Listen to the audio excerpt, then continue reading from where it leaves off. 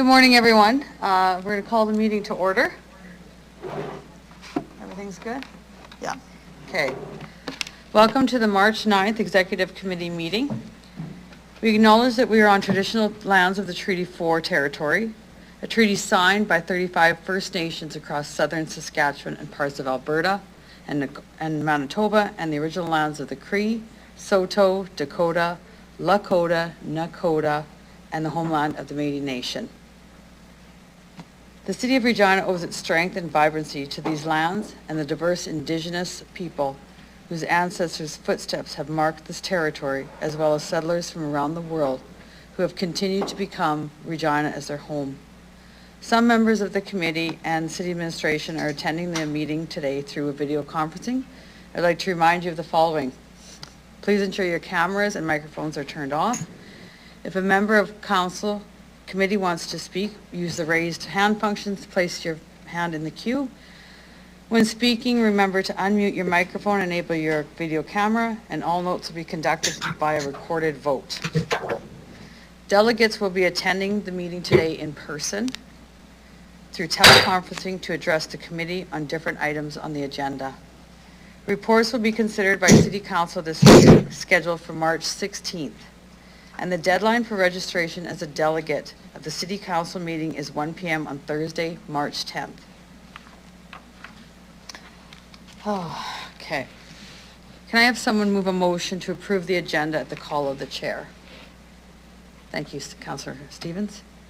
Just a note here that we've withdrawn the EX 22-27 Rogers Communications Cell Tower lease, 418 North Pasqua Street, and we added the item EX 22-32 communications from Jackie Smith with respect to EX 22-29, the Heritage Rehabilitation Program Review. I will call the question. Any opposed? Thank you. Can I have someone move a motion to approve the meeting minutes from the meeting held on February 23rd? Councillor Hawkins, thank you. Any errors or omissions? Okay, I see none. I will call the question. Any opposed? None? Carried. Okay, we'll now first deal with EX 22-29. I would like to call upon Delegate Donald Luxton, external consultant. He will have a PowerPoint presentation to present today. Please introduce yourself for the record, the organization you are representing, if any, where you're calling from. You will have 10 minutes to address Executive Committee, after which you'll have the opportunity to respond to any questions that members may have. Mr. Luxton, are you on the line? Yes, I am. Thank you very much. You're welcome. Go ahead. Go ahead, please. Thank you. My name is Donald Luxton. I am the principal of Donald Luxton and Associates, based in Vancouver, and that's where I'm speaking from today. We have a very short presentation about our project. With your indulgence, I'll just launch right in. It's a pleasure to be here to present the results of this project. It's a culmination of several years' worth of work that we've been doing with the City Planning Department to review and make recommendations to increase the effectiveness of the city's Heritage Building Rehabilitation Program. And at this point, I'd really like to express our sincerest thanks to city staff for all their assistance and help in bringing these recommendations forward. Thank you to all planning staff at the city. Next slide, please. Just very quickly, what I'll cover today is the parameters of the project, how this is based on conservation best practices, the program review itself, and our recommendations. Next slide, please. Next slide, please. Part of this was to really look at the entire rehabilitation program to understand how to make it the most effective possible, to increase protection on heritage resources, to engage with the community and begin to understand how to make recommendations that would increase the effectiveness of the existing program. Next slide, please. It's based on best practice that we know from globally and locally and nationally. In Canada, this is the document that guides us in our heritage work. Next slide, please. There's a national framework, and we've also prepared in a previous project a thematic framework for the city of Regina that ties into this nationally recognized framework. Next slide, please.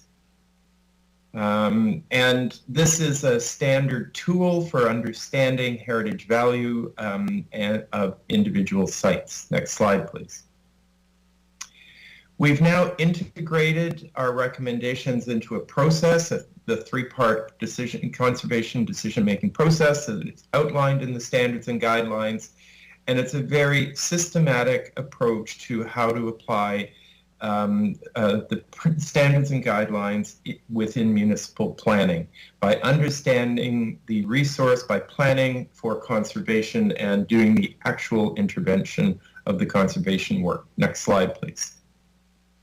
Of course, we also have to consider the enabling legislation, the Heritage Conservation Branch and the Heritage Property Act as part of how our recommendations are framed. Next slide, please.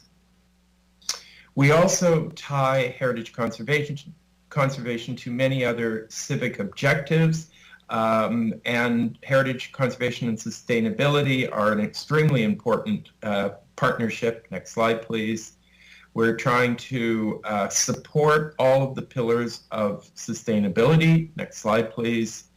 And also we want to think about how these projects benefit us in more than just one way. And there's many benefits to successful heritage projects. Next slide, please. Not the least of which is the diversion of materials from landfill. We also see links between economic development and many other objectives at the civic level, making heritage conservation an incredibly important part of municipal business. Next slide, please. Program review, next slide, please. As part of this process, we've developed a new vision for the program with three goals: increasing heritage conservation efforts, supporting neighborhood character, and promoting greater public appreciation. Next slide, please. There was a thorough engagement process involving staff, council, Heritage Regina, etc.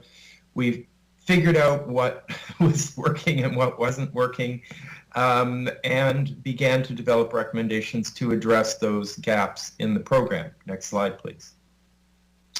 And we looked very closely at financial incentives as a key element that was available but maybe not calibrated correctly to achieve maximum effectiveness. Next slide, please. Our recommendations were based on, next slide would be fine, thank you, are based on immediate and short-term, medium and long-range recommendations, so that we wanted to know what could be brought in easily and sooner and provide greater impact, what would take longer to bring forward, and some long-term goals. One of the key things we've asked for is for financial incentives. It was a real lack in the current program, and it's based on best practice in other municipalities across Canada. We wanted to expand the grant eligibility to capture, for example, homeowners, as well as the nonprofit sector, as well as other heritage projects. We wanted to see further information go out about the heritage properties, and we've established standards and maintenance bylaw. We have recommended that, a model for that to the city. Next slide, please. There's a number of things that we see working in the following year to 2 year range and ongoing. Working with Heritage Regina on public initiatives, aligning heritage planning policies with civic sustainability goals. We think there's a need to work with your building inspectors to establish code equivalencies. Code upgrading is such an important part of heritage rehabilitation, but it's challenging if you don't have these alternatives. And we think there's a lot of opportunity as neighborhood planning is underway to develop lists and identify significant heritage properties. Next slide. In the long term, we've offered several models for how civic grants can be distributed, one of which could be an arm's length heritage foundation, which could distribute grants and also achieve other objectives. We think that as we move forward, there will be discussion in the neighborhoods about development incentives like infill, which are a very useful way to support heritage conservation. And we see potential in the future to look at reviewing a density bonus or transfer incentive as development conditions evolve. That's my last slide. I think the next one's just a title slide. I apologize for the briefness of the presentation, but I'm happy to answer questions. Thank you. Thank you very much for your presentation. I'm going to look now to see, do we have any questions from members for our delegate?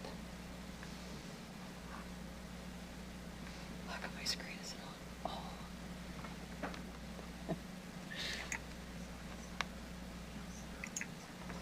Councillor Hawkins, you can go ahead, please. Thank you. Thank you very much, Madam Chair. And Mr. Luxton, thank you for your report and your presentation, which I think are going to be very helpful to us. I have simply one question, and it's perhaps, you may have alluded to it in the report, but if you can clarify, it would help me.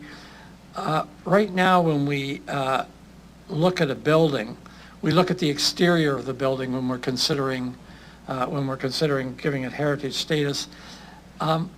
What about the interior? Should we, under the new program, be inspecting both the interior and the exterior of buildings that have heritage status? How do we handle the interior of buildings is a question. Through the chair, thank you for your question. We do consider interiors in exceptional cases. One of the things that we know from best practice in other municipalities is that it is a challenge to administer any interior legal protection, but it is sometimes very important. And I would, for example, point to a project I've been working on, Dark Hall, where the interior is really the heritage value of the building is embedded in its wonderful interior and is being fully restored. The question is that if there is heritage value in the interior, it should be identified. If interior features can be preserved and they are significant, then we have mechanisms to achieve that.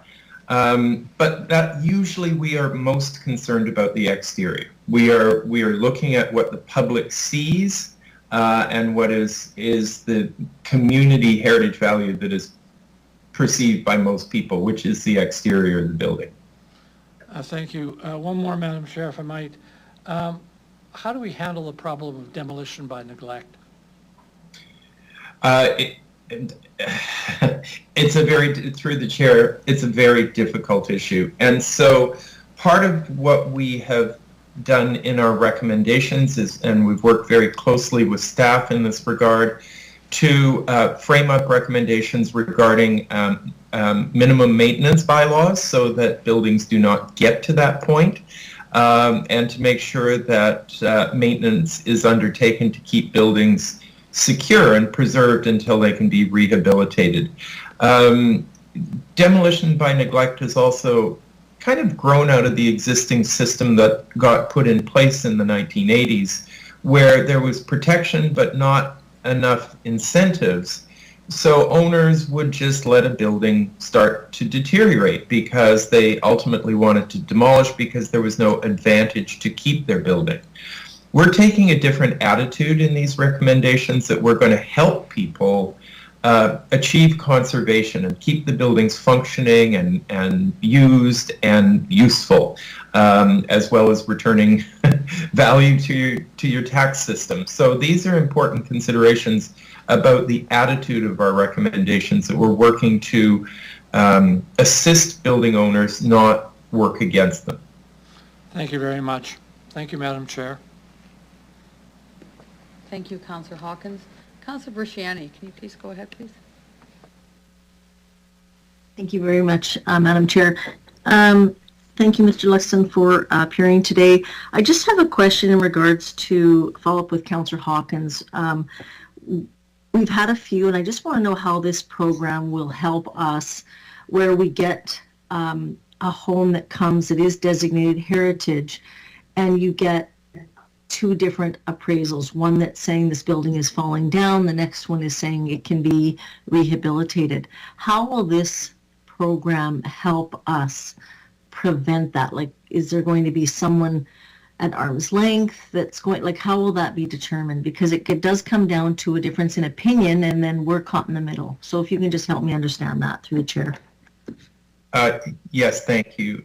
Through the chair, I think we've started to address that issue in our recommendations. So we have discussed with staff that there is a process involved that involves kind of a neutral and objective assessment that needs to be undertaken. And part of the problem is that when we look at these issues, we have to look at the fact that professionals are involved, that we have, for example, structural engineers, and we'll ask for often a structural assessment, and we can generally get a second opinion if we need one. So that's a process that just needs to be in place as we move forward.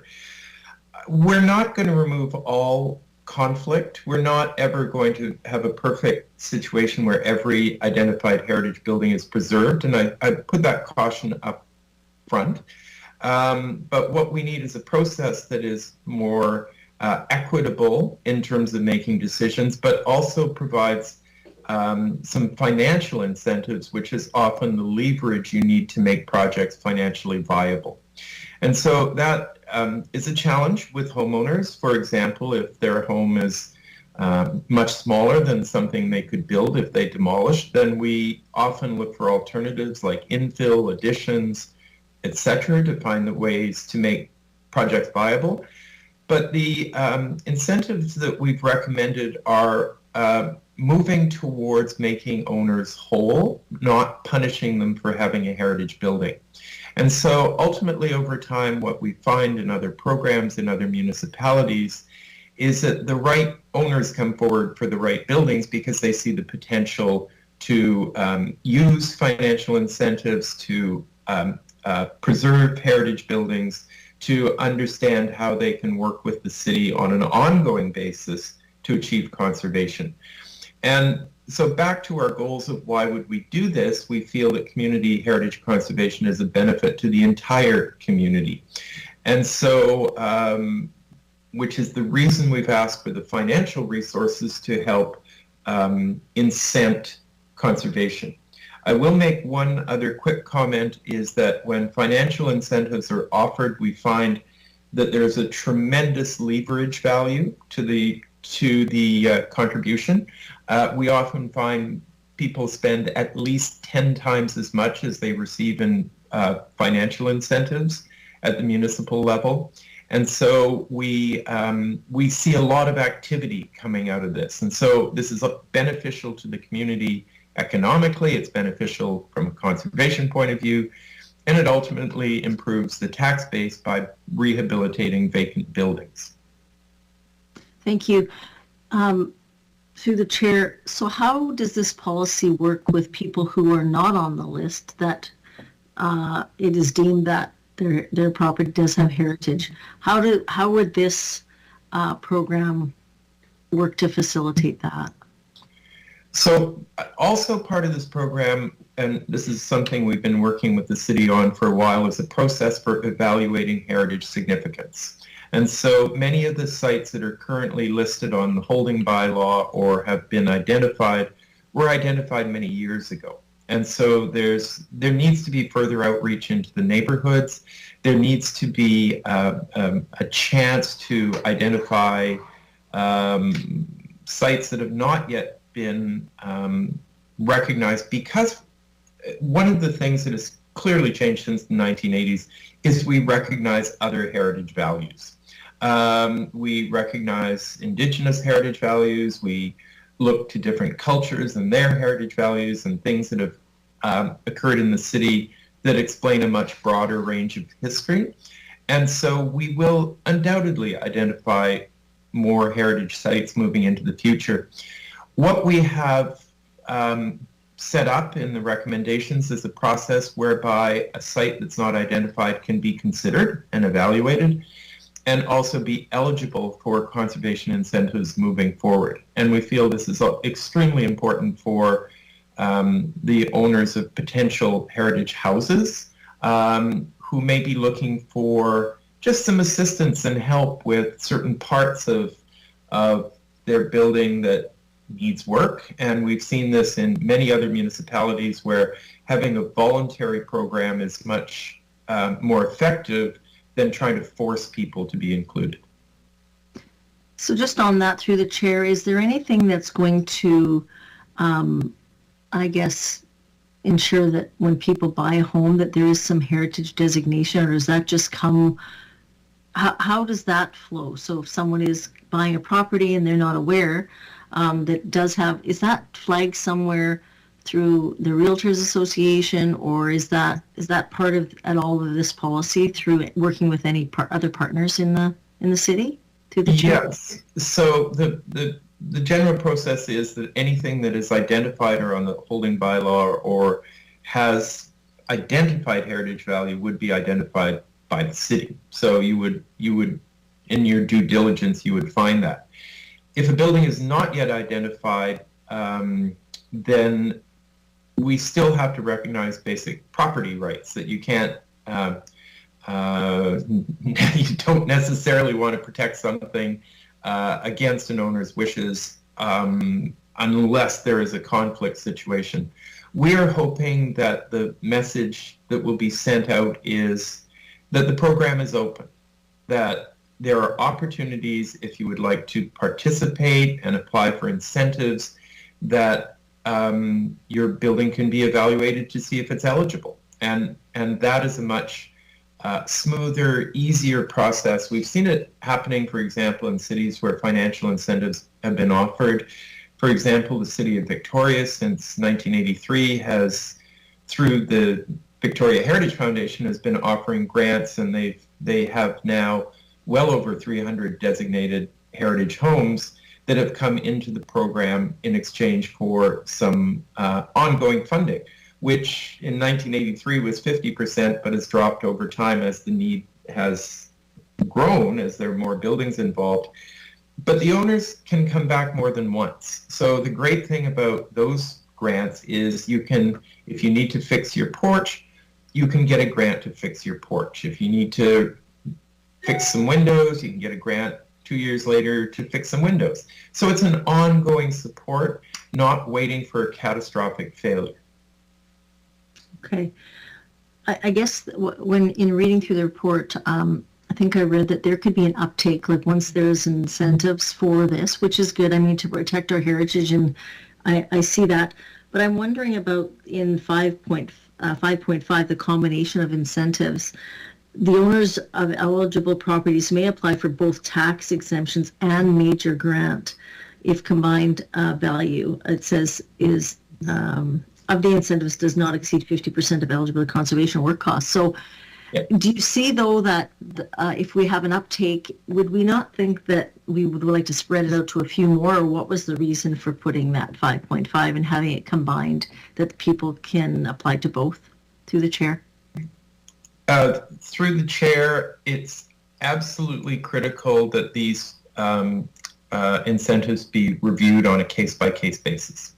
And so in some cases, there will be a need to apply more than one type of incentive, and in others, there won't. So this is kind of a maximum eligibility. So the principle is that it's always cost shared. It's at least 50% cost shared. And generally, the incentives might be less than that based on need. So in some projects, again, we're trying to undertake a whole bunch of work because the building really needs it. And complex commercial projects are going to fall into that category, where there needs to be life safety and building code upgrades and structural upgrades. Then we will need to increase the amount of available incentive. For something, again, for a homeowner who needs their porches failing and needs to be structurally upgraded, that will be a much smaller, potentially, amount and contribution. So this will play out in the adjudication, which will need to be reviewed. And certainly the experience I've had in setting up grant programs and being involved in grant programs is that you will see a variety of projects come in. And what we're trying to do is anticipate the different categories of need. So one of the key things is that the existing incentives program, which is what we were trying to address, didn't necessarily achieve the needs of commercial building owners, institutional building owners, and homeowners in very specific ways. And so, for example, churches in Regina are a huge issue. You can't give them a tax credit. So we needed some financial reserve there to deal with some of you have a city of beautiful churches that many of which need work. And so that would be looked at, again, on a case-by-case basis and work with the owners of those properties to see what they will need. The other thing that we are trying to work into this program is the idea of surety, clarity, and fairness, but also predictability. That if the program starts and stops, then people cannot predict a program for their building that allows them to plan for maintenance, plan for restoration, plan for upgrade. And so these are the things that are really critical.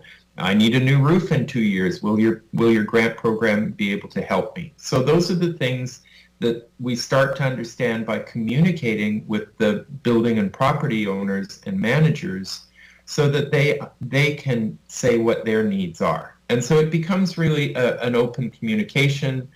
The applications for the grants will come in, they will be adjudicated.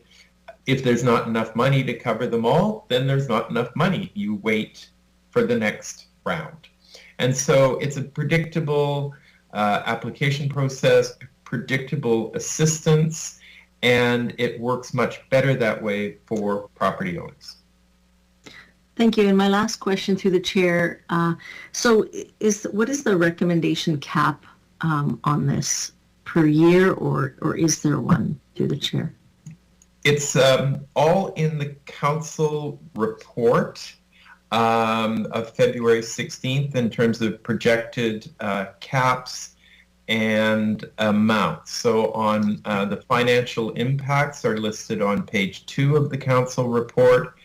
And there's a review of tax exemptions under the Heritage Incentives Policy, and our recommendation for the $250,000 per year for financial incentives is based on a rough guideline that we've used in all our municipal projects of $1 per citizen per year, which is about what we see in both very large cities and also much smaller cities as well.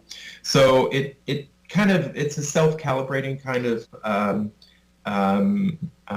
amount that we start with. If the program is very successful, there is potential to increase it over time if you're seeing incredible results out of it. And the city of Edmonton is an example of that. They're at about $1.5 million a year for heritage incentives right now, but that is a program that's been building since 1992. Okay. Thank you very much for the information. It's very helpful. Thank you. Thank you, Councillor Bresciani.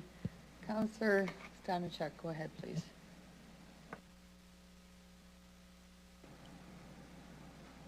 Oh, thank you. Through the chair, I have a question that kind of follows up on some of the questions from Councillor Bresciani, specifically regarding homes that are not yet on the heritage list. And I have heard from someone who has a home that probably would qualify as a heritage home, who feels that somehow there would be, she'd have less control over her property if it was designated. I'm just wondering if you could tell me what kind of a response would you give to someone like that? It's through the chair. It's a common feeling. The issue is of control. I hear from many people, oh, nobody will let me change a light bulb if I, and I really don't think anybody needs to fear that level of control. Most heritage programs, as mentioned, deal with the exterior of buildings and the appearance of the building to the public. Often we allow changes to heritage properties, and heritage conservation does not mean that you freeze a property in time and never let anything happen to it. Quite the opposite. It's the management of change on the building and how that change occurs. We have to change heritage buildings. We intervene in heritage buildings to make them safer, to make them more usable. And if you know the work that was done, for example, on the College Avenue building, there was a great deal of change that occurred to that building, including additions, interior changes, new services, etc. The way that change is managed is through the document I mentioned, the Standards and Guidelines for the Conservation of Historic Places in Canada. It gives us guidance for how change can occur, and it also defines the type of change. So the most common activity on heritage buildings is what we call rehabilitation. And it's change that allows continued function to occur while protecting heritage value. So in many houses, what we are concerned about is how they appear from the street. Which means we can do lots of things on the back of the house. We may not have things on the inside that have heritage value. You can change whatever's on the inside.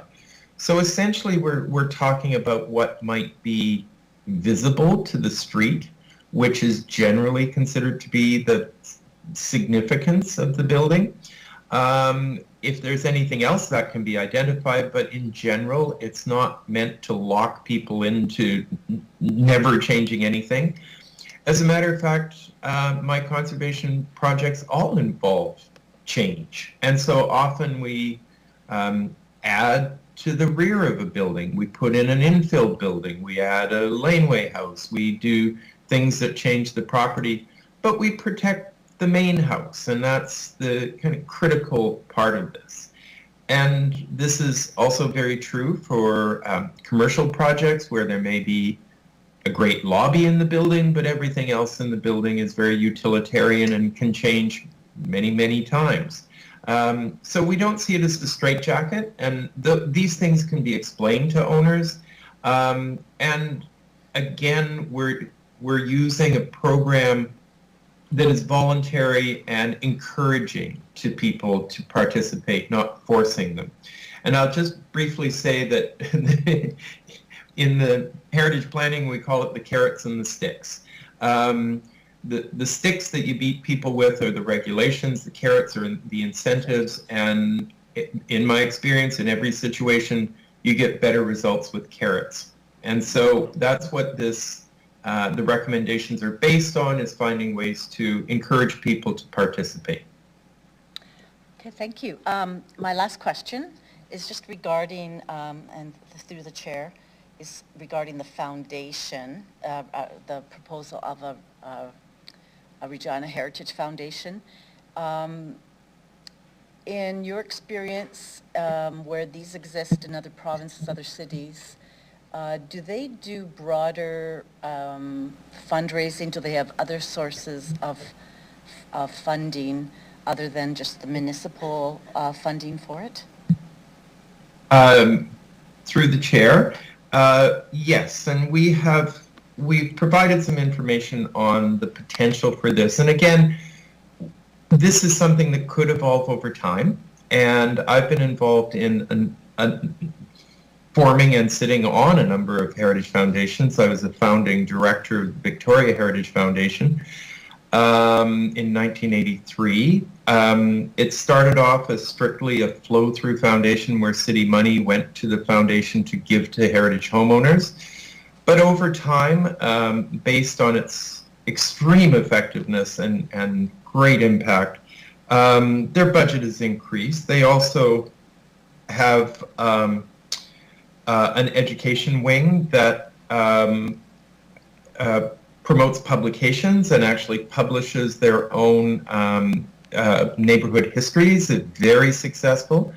The Vancouver Heritage Foundation, I was on the first citizen board in 1990.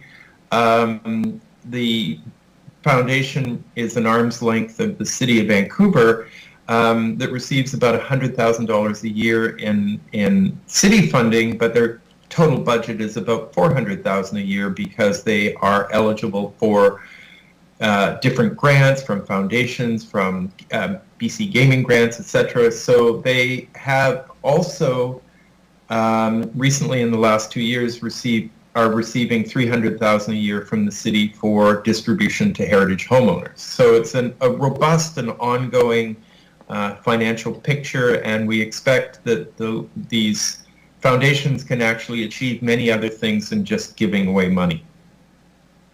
Okay, thank you. And thanks again for your report. It's really important and valuable for us. Thank you. Thank you. Thank you, Councillor Stanishuk. Councillor Sukiniak, please go ahead. Thank you. I believe I just have one question. Also, thank you very much for all your work with this. It's a follow-up to one of Councillor Hawkins' questions. So my question is regarding the improvements, do they allow for additional internal inspections than we currently have? But for more context, I'm thinking of a situation where a homeowner allows the inside of their property to deteriorate, and we don't know about it because we don't inspect the inside because it doesn't have heritage value.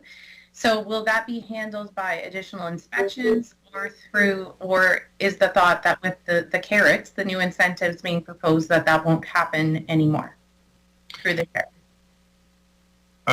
Through the chair, this was an issue that we discussed and is ongoing in terms of implementation. What we're hoping is that the minimum maintenance bylaw model will help us understand that. If you're allowing a building to deteriorate, it's pretty obvious from outside. If you can see the roof collapsing, if you can see things happening, and certainly now we have the ability with drones to be able to inspect properties in a much more thorough way from above, which is really helpful. So it's not that we even physically need access in. We can tell when there's water ingress. We can tell when there's structural failure.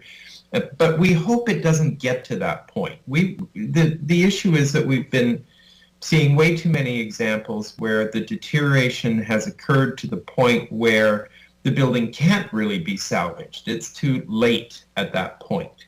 So we want to make sure there's early warning on deterioration, and that we have mechanisms to begin to offer help and intervene before it gets that bad.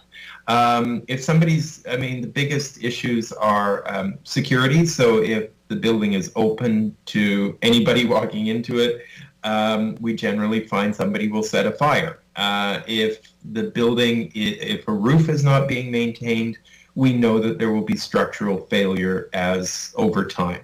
So those are the things that we're going to be looking for moving forward. And so there's increased ability for the city to do that with the minimum maintenance bylaws. Great. Thank you. That's all I have. Thank you. Thank you. Councillor Stevenson, please go ahead.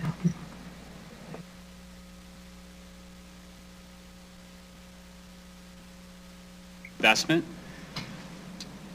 Most of the report and what you've discussed talks about an expense, whether it's a grant, tax abatement and so on. I'm in support.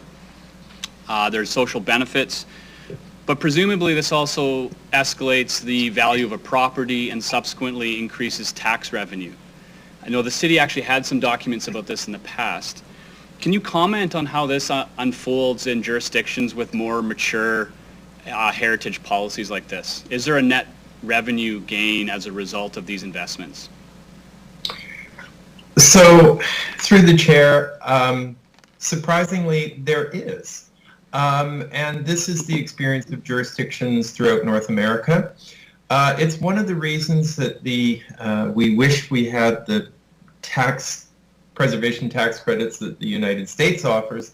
But the reason that they've been in place since 1980 is that it takes unrehabilitated properties, which may be returning virtually nothing in taxation, and by offering a tax credit over time, in 10 years, you have a property that's fully rehabilitated and paying full tax.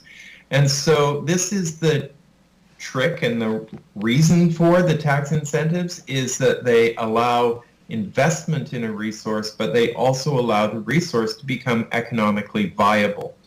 And so the reason that we have over time and through experience kind of landed on 10-year tax holidays is that allows a building to not only be completed, but also to catch its economic breath and move forward.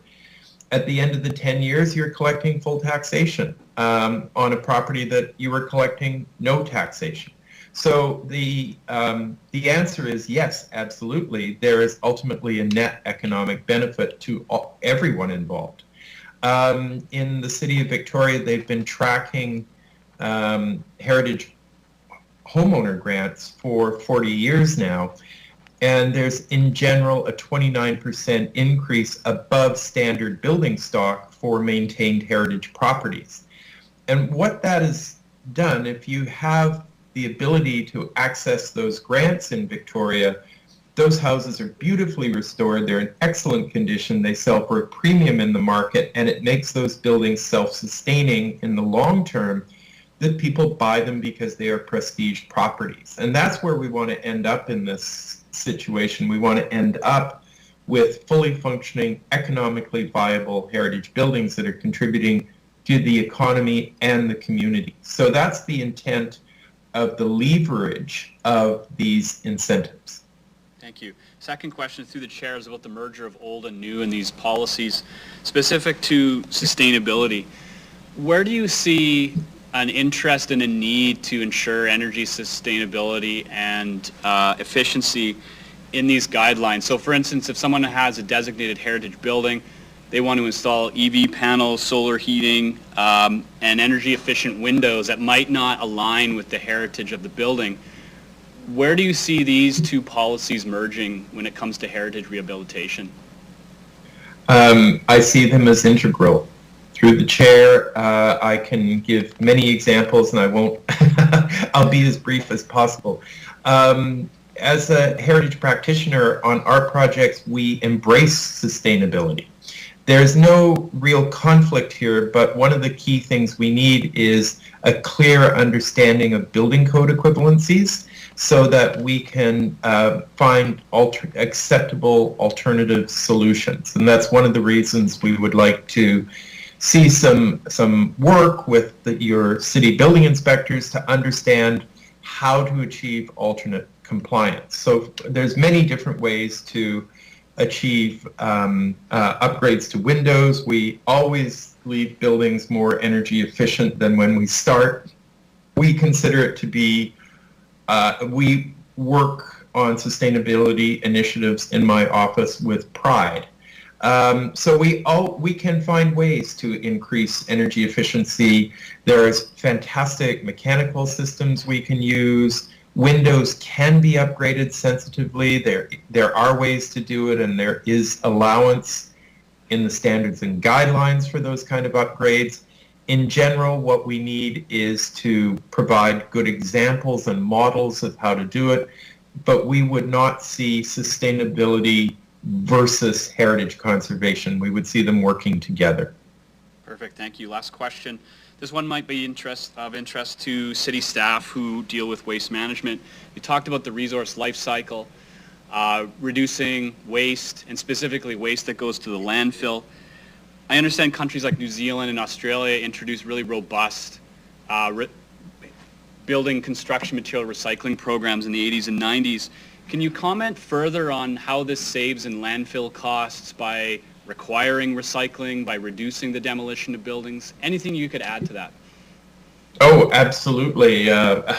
Through the chair, I'll be brief because it's a very robust discussion that we have over these issues. Vancouver has a deconstruction policy now. It's actually economically viable to deconstruct buildings. So we're working more and more with companies that actually take buildings apart to salvage the materials, because the materials, as we know, are more and more valuable and scarce. So one of the key things is that as we don't talk so much about LEED performance or for heritage buildings, because it's not quite the same thing. You're saving the existing building. It's, if you look at the whole idea of recycling, the idea of recycling a pop can versus recycling an entire building is really, the scale of it is massive. So first of all, we're starting by not throwing away all the materials. Secondly, the materials in these buildings tend to be repairable or retrievable. Lumber. We have windows in buildings that are 150 years old that we've repaired and they're still functional. That's something you can't say about a vinyl window that lasts 20 years and you can't recycle it. So we're starting off, first of all, with what I consider a precious resource. And so we start with the attitude that we shouldn't throw away anything more than we need to. If something is repairable, we repair it. We know that the effect on our landfill sites of construction waste is tremendous. It is huge, and that stuff doesn't go away.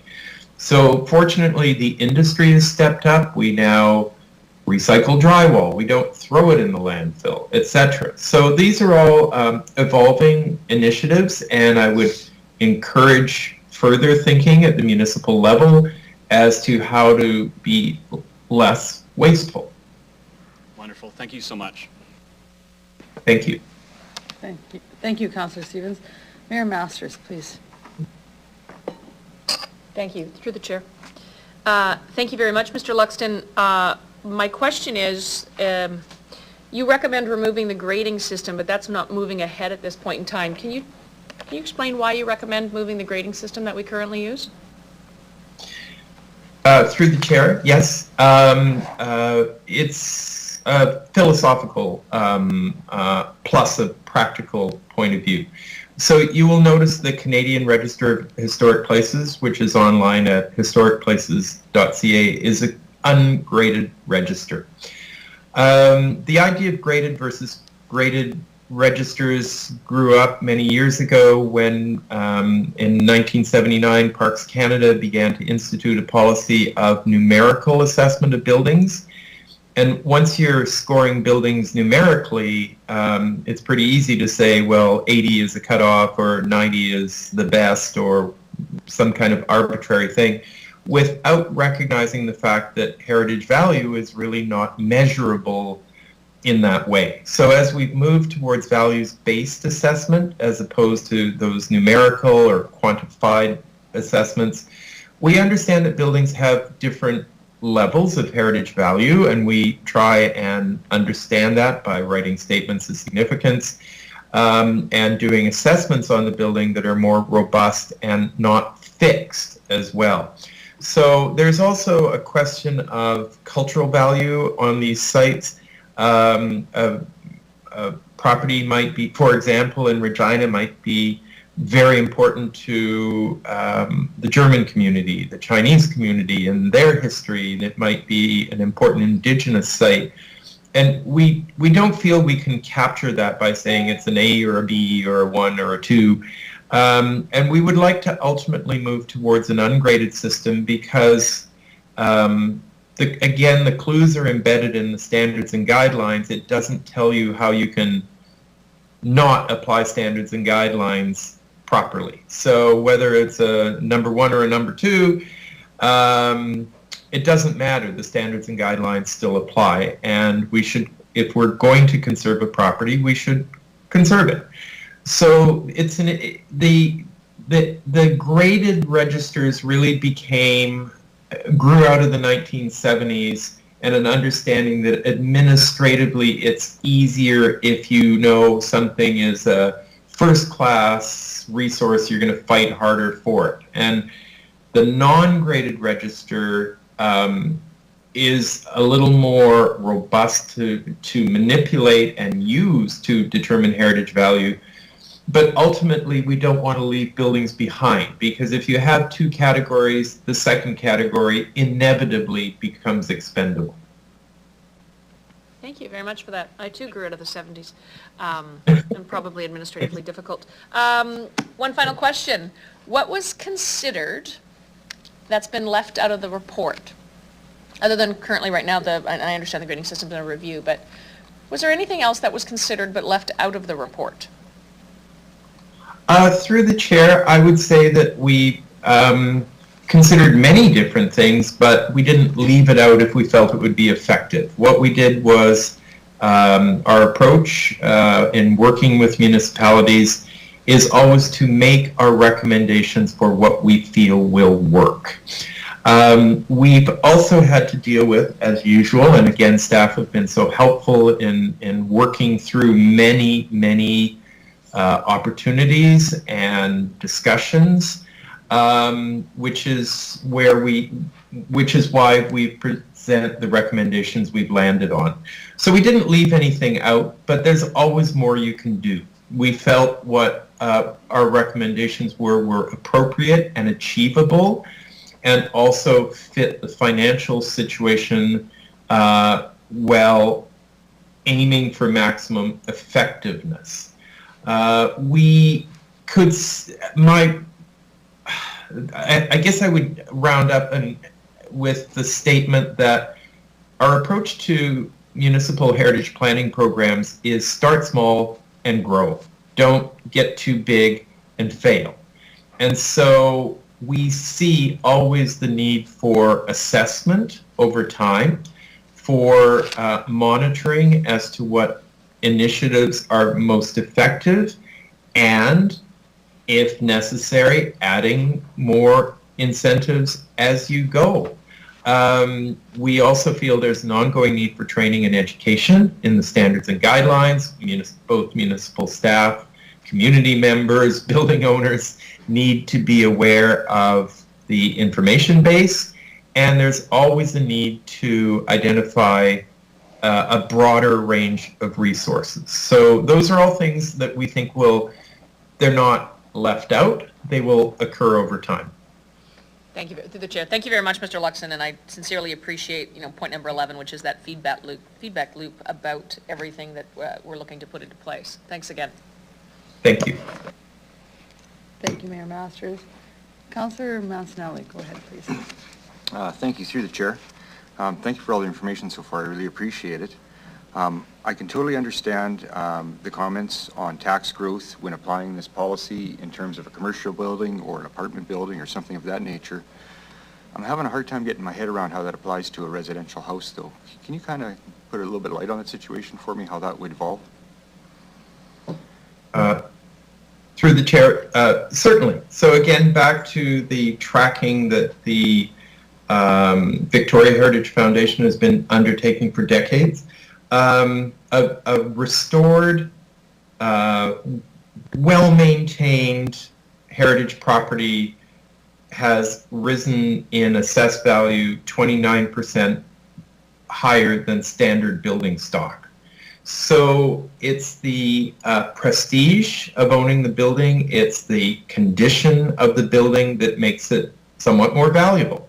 So it does continue to add value to the property. These incentives are not windfalls for owners. They're investments in the building. It doesn't matter who the owner is. And that's a really important point that we had to emphasize in setting up those original heritage foundations in BC, was that the owner didn't take the money and go to Hawaii. The owner had to show receipts that he'd actually put the roof on the house, and we had to inspect it. So as this investment occurs in the buildings, it's making them more valuable. So it is being tracked as coming back to the city in increased tax assessments. Now that means the value of the building is going up, which in general is not a bad thing. It means the building is loved and maintained. So that building will continue to pay appropriate property taxes. Okay. One more question. A lot of the information we're receiving right now is based on best practices and history through other municipalities throughout Canada and North America. There's some great plans that have been talked about here and funded over the past 4 decades you've mentioned. One thing that I'm thinking very strongly right now is we're kind of in a unique situation right now where we have to look to the forward out to 2050 with sustainability. There's no formal plan on that, but along with that there comes a responsibility for helping to attain that sustainable designation or accomplishment through the residents we represent, and there's going to be financial pressure to achieve that as well. Everything you've talked about preserving heritage has been without this pressure on a municipality. With only being one taxpayer and this being a new way of thinking, any thoughts and insights on overlaying these or how they might appeal against each other, or importance of them when stacked against each other? Through the chair, again, I see no conflict. We deal with this in all our municipal work. Sustainability is the key focus and lens and has been for a number of years. I point to the many different levels of work that have been done on the question of sustainability and heritage, and I point to the famous saying by Carl Elefante that the greenest building is the one that's already there. So one of the key issues is, and I appreciate and fully embrace the importance of sustainability. I want our planet to survive too. And so we ensure that our projects have ways to become more sustainable, and we have many ways to do that. But also we have to be careful that we can't build our way to sustainability. We can't tear down every building we have to build a sustainable building. We couldn't do it fast enough and it would cause more disruption. We have to work with not just heritage buildings, but I would suggest very strongly with existing buildings. And most of our buildings are going to be there in 2050 that are currently built. So it's a bigger, broader approach that we have to take to existing buildings to upgrade them all. And that will include the heritage buildings as well. Heritage buildings are also a very small percentage of our total buildings. In some cases, 0.5%, in some cases 1%, in some cases much less than that. So we've also got to deal with the other 99% of our buildings that are not energy efficient. So those are really key issues.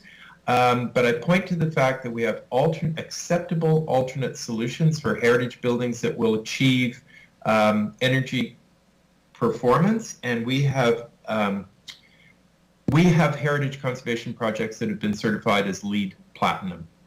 So we can do it.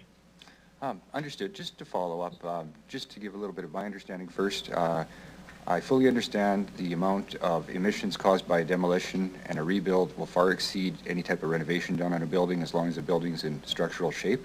So I know that that's a big piece out of the way for why heritage has to go forward.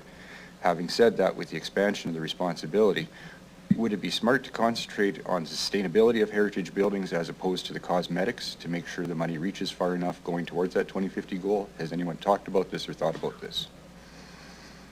Through the chair, absolutely, this should be a key focus.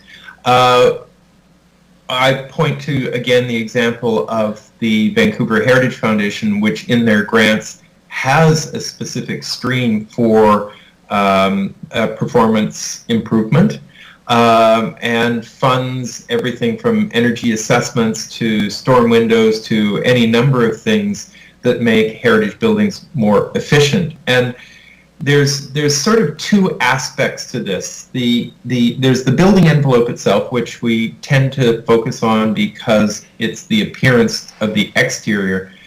But the internal part of the building, the structural part and the stuff you generally don't see or declare heritage, also needs to function. So often we get incredible results on commercial projects and residential projects with improved mechanical systems. So those are something that we often can capture in complete rehabilitation costs. So for example, the work that was done on the College Avenue building involved a complete top to bottom rebuild of mechanical, electrical, plumbing, insulation, improvement of the general performance of the building. We have to take that approach to make buildings really continue to function over time. So as part of those upgrades, we always consider energy performance. Thank you. Thank you. Thank you, Councillor Mancinelli. Councillor Pandura, go ahead. I got the light up. Thank you, through the chair. Mr. Luxton, question. In your opinion, should some properties come off the list? And then second, to follow up, is our list has too many, or is our list too big to handle? Through the chair, a tough question. We have been, over the last couple of years, working very closely with the planning department on the crafting of statements of significance for buildings that and identifying their heritage value. The question of coming on or off a list is really one of management. This has been the challenge with the holding bylaw, which protects the property, just freezes it in time, as it were, that some of those buildings have deteriorated. We hope that this process will be realistic. A building identified for its heritage value doesn't mean that it will absolutely survive. We have many cases where there are catastrophic events, where there's structural failure, where economic viability can't be achieved, and a building can be, quote unquote, let go. We don't recommend wholesale gutting of a list until we understand the potential for conservation, because we can't at this point guarantee that a building owner won't take advantage of the incentives and preserve their building. In terms of the properties that have been identified to date, again, a lot of them have been on that list for many years, and our thinking in heritage has changed over time. I point to our increased value we now give to our Indigenous populations and their cultural heritage values as just one example of how our thinking has broadened beyond what we used to think of as our heritage. So different communities, different cultures have different things that are important to them that help them in terms of their comfort in the city, their placemaking, their neighborhoods. We want to think more broadly about history, and therefore we think there will be other sites that will be identified. And as the part of the work we've done for the city on the thematic framework, we identified categories of buildings that really weren't identified yet or had not been fully studied. And we will see more as we move out into the neighborhoods and also as our buildings age over time. So we sometimes see the value of buildings built in the post-World War II era, which we might not have recognized 30 years ago. So it's a process rather than a goal of a certain number of buildings. I think where we are right now is we've all felt that what has been identified to date is comfortable. There may be some we lose and some we add as we move forward. I can't give you a number, but I can say that the process would be sound for identifying sites moving forward. Thank you very much, Mr. Luxton. Financially, in your opinion, again, as you did the research, when and where do we draw the line on the finances? Because, I mean, commercial and residential values are different. So financially then, how do we treat those two differently or same? As in, you mentioned in page 2, you've got different numbers for, and $1. How do you treat the commercial and residential difference on the rehab? One could be 10,000 and one could be million. Through the chair, one of the things that the thinking that we have brought to our recommendation is that we have to think about the different categories of building ownership, and that was something that wasn't clearly sorted out in previous incentives. They are different scale. A downtown commercial concrete building with terracotta cladding is way different than somebody's house. Houses tend to be of a size and scale that is one thing. Commercial properties, which also have profit motivation, are another. Institutional buildings like churches are, again, another approach required. So these are all different. We've calibrated as best we could right now what we think are the incentives that are going to be effective for each category. And we recommend trying it out and then monitoring and reporting back on how the incentives are being taken up on different projects. So often we do this through a pro forma. We will ask the owner, especially on commercial projects, it doesn't make any sense on a residential project, but on a commercial project, we'll ask an owner for a financial pro forma to show the need. What is the premium cost of heritage? Everybody has to put a roof on their building, but if you have terracotta, how much is it going to cost to repair that terracotta or replace blocks that have failed? And what is the heritage cost of this work? And that's what we're trying to do, is get to an appropriate assessment of these applications so that we know the money is going into the heritage components of the project, but also can involve building rehabilitation that will make the buildings perform better and more efficient.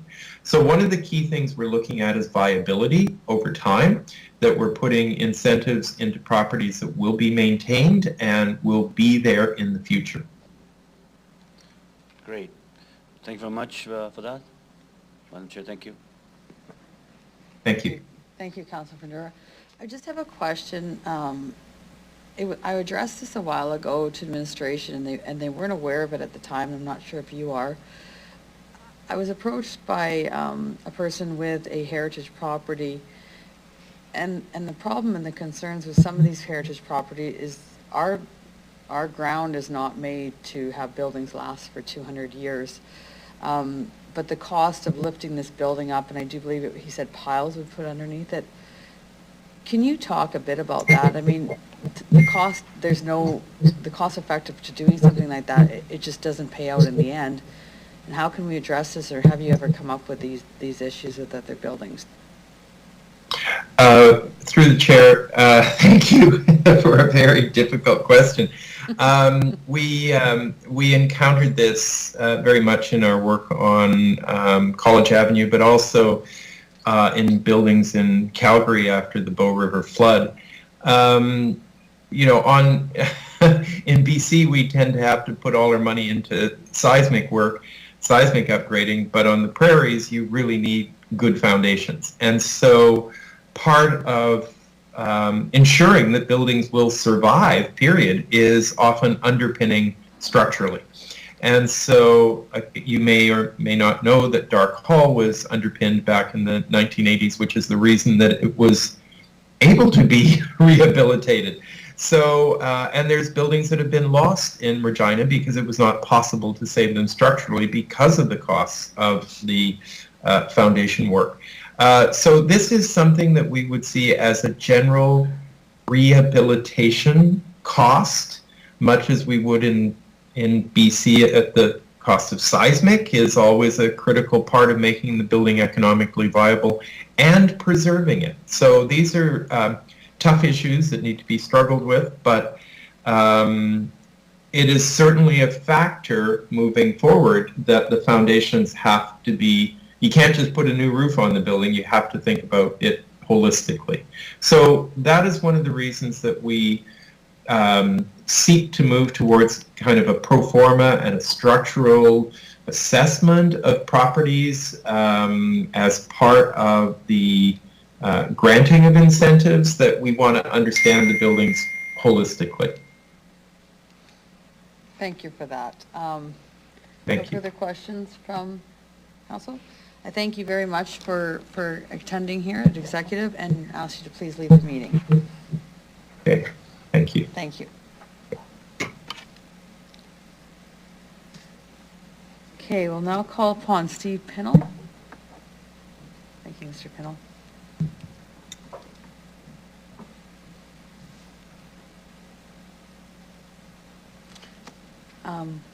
Thank you. Please. I'd ask you to please introduce yourself for the record, the organization you're representing, and if any, and where you're from.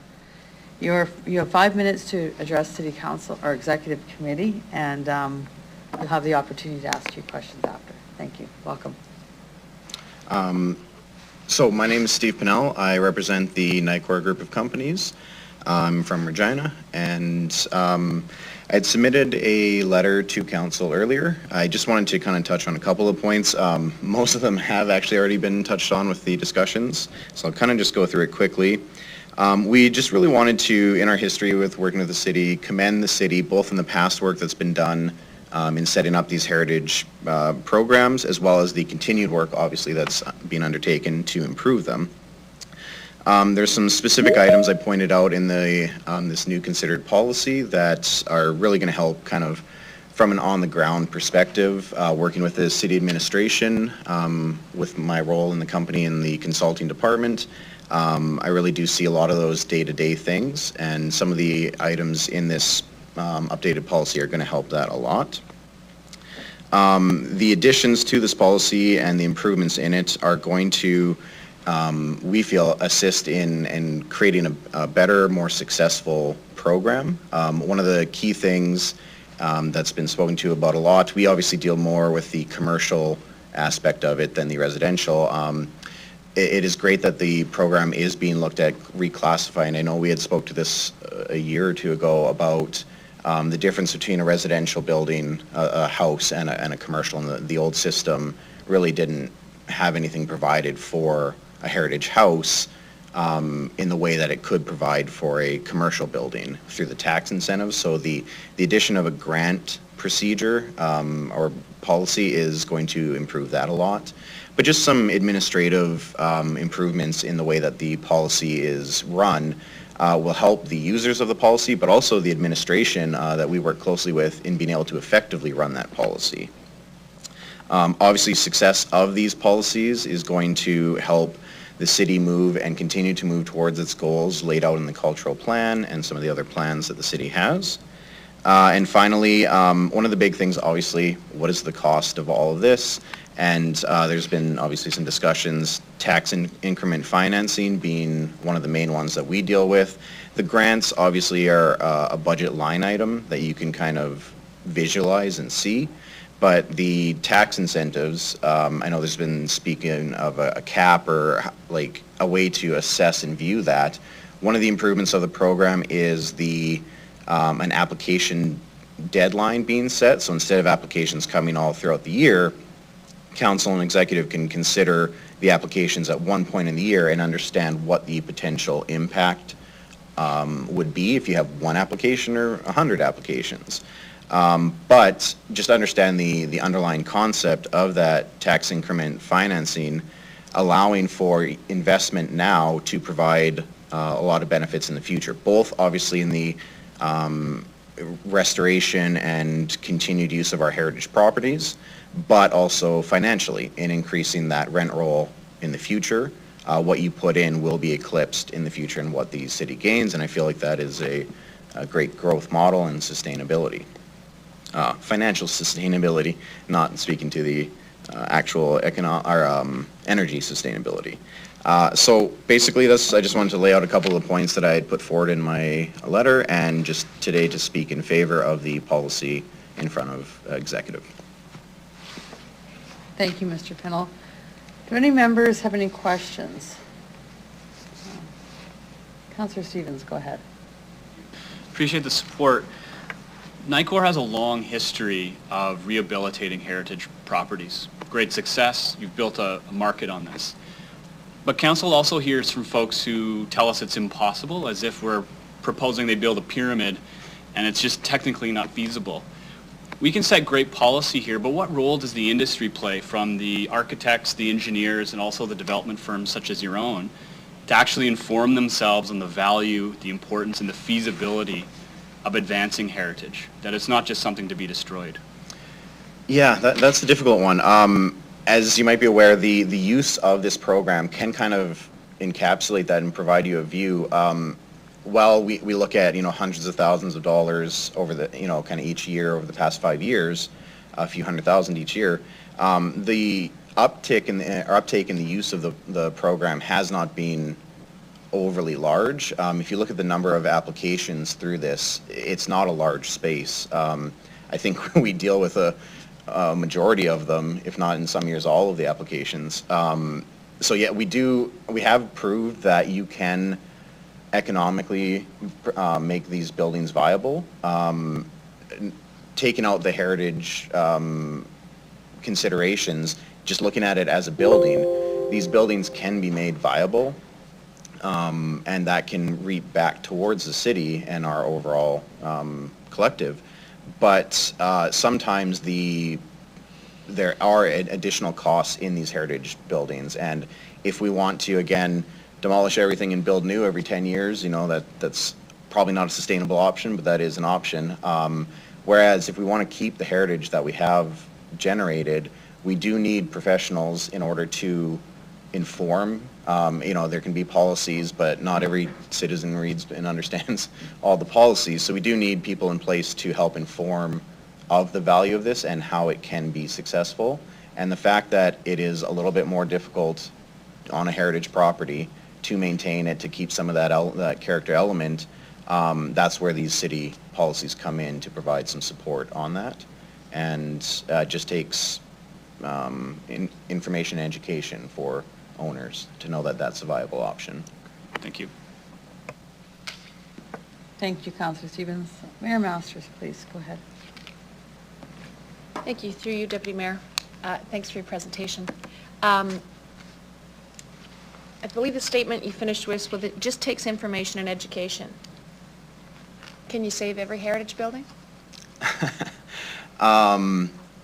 I think, as it was pointed out before, not every building, some are too far gone. Some buildings are not economic, regardless of their structural capabilities, are not economically viable. But I think a vast majority of them likely are. So saving every building, probably not. As Mr. Luxton pointed out, some that we've already identified are probably not in that category and might need to be considered being removed. But for every one we remove, we're at a fairly good place, I think, in our current level of what we're trying to accomplish. So if we remove one, you can add another one that we might not have considered 10, 20 years ago when these lists were being developed. So save every single one of them, probably not, but starting and doing our best to save what we can, and not only save, but make them viable. Empty buildings in the middle of Cathedral and stuff like that, in every area in the city, but I'm just thinking of one of mine that we worked on, being revitalized and now a successful part of the community. I think it's worthwhile, even if one is saved through a policy, let alone the size and the scale that we hopefully can get this to. Thank you. Thank you, Mayor Masters. Councillor Berchiani, go ahead, please. Thank you, Mr. Pinnell, for coming forward. Just in regards to, you talked about financial sustainability.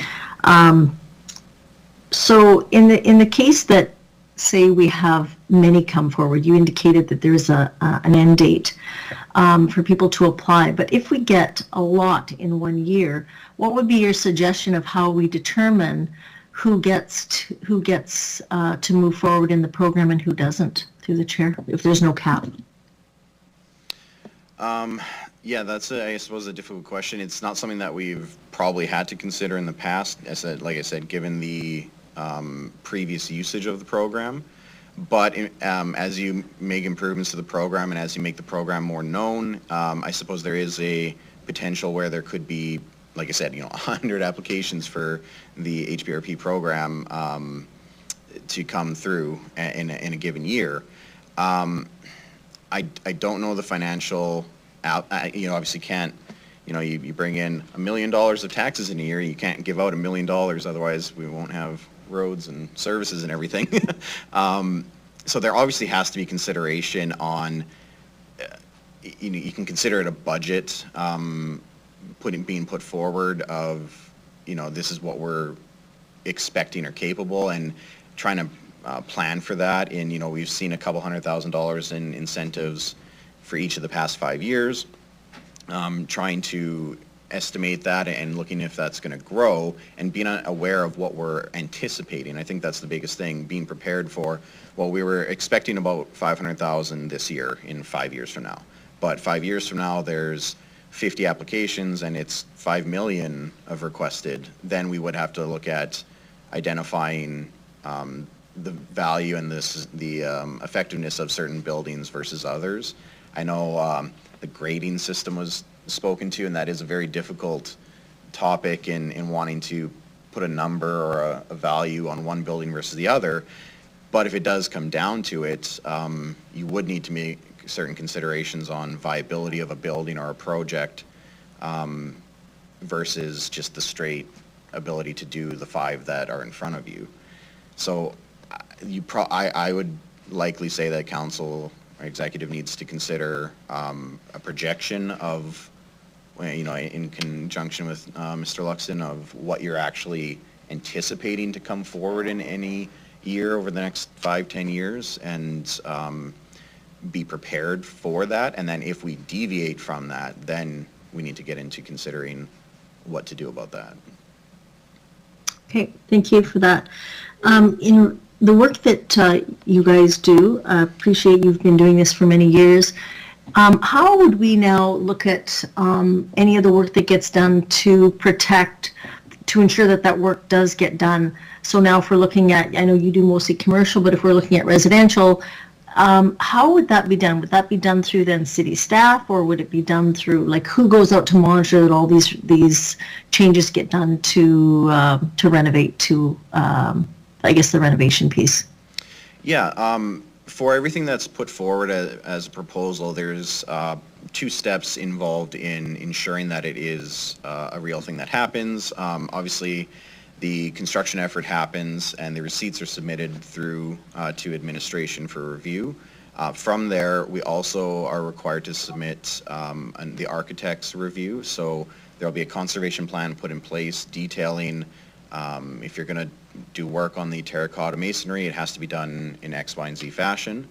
So they will undertake and provide a simple but straightforward report on, yes, the work that was done to these specifications. And usually in stuff like that, the architect's involved during the construction process as well. But at the end, there will be a report from the architect, as well as a member of administration, as I understand, does go out to inspect each one. So we've, in some of our projects, connected a member of administration with the construction company or the architect to go on site and confirm the work that was submitted. So there's kind of a 2-step process there. After completion, okay. Last question I have is in regards to, you talked about public education.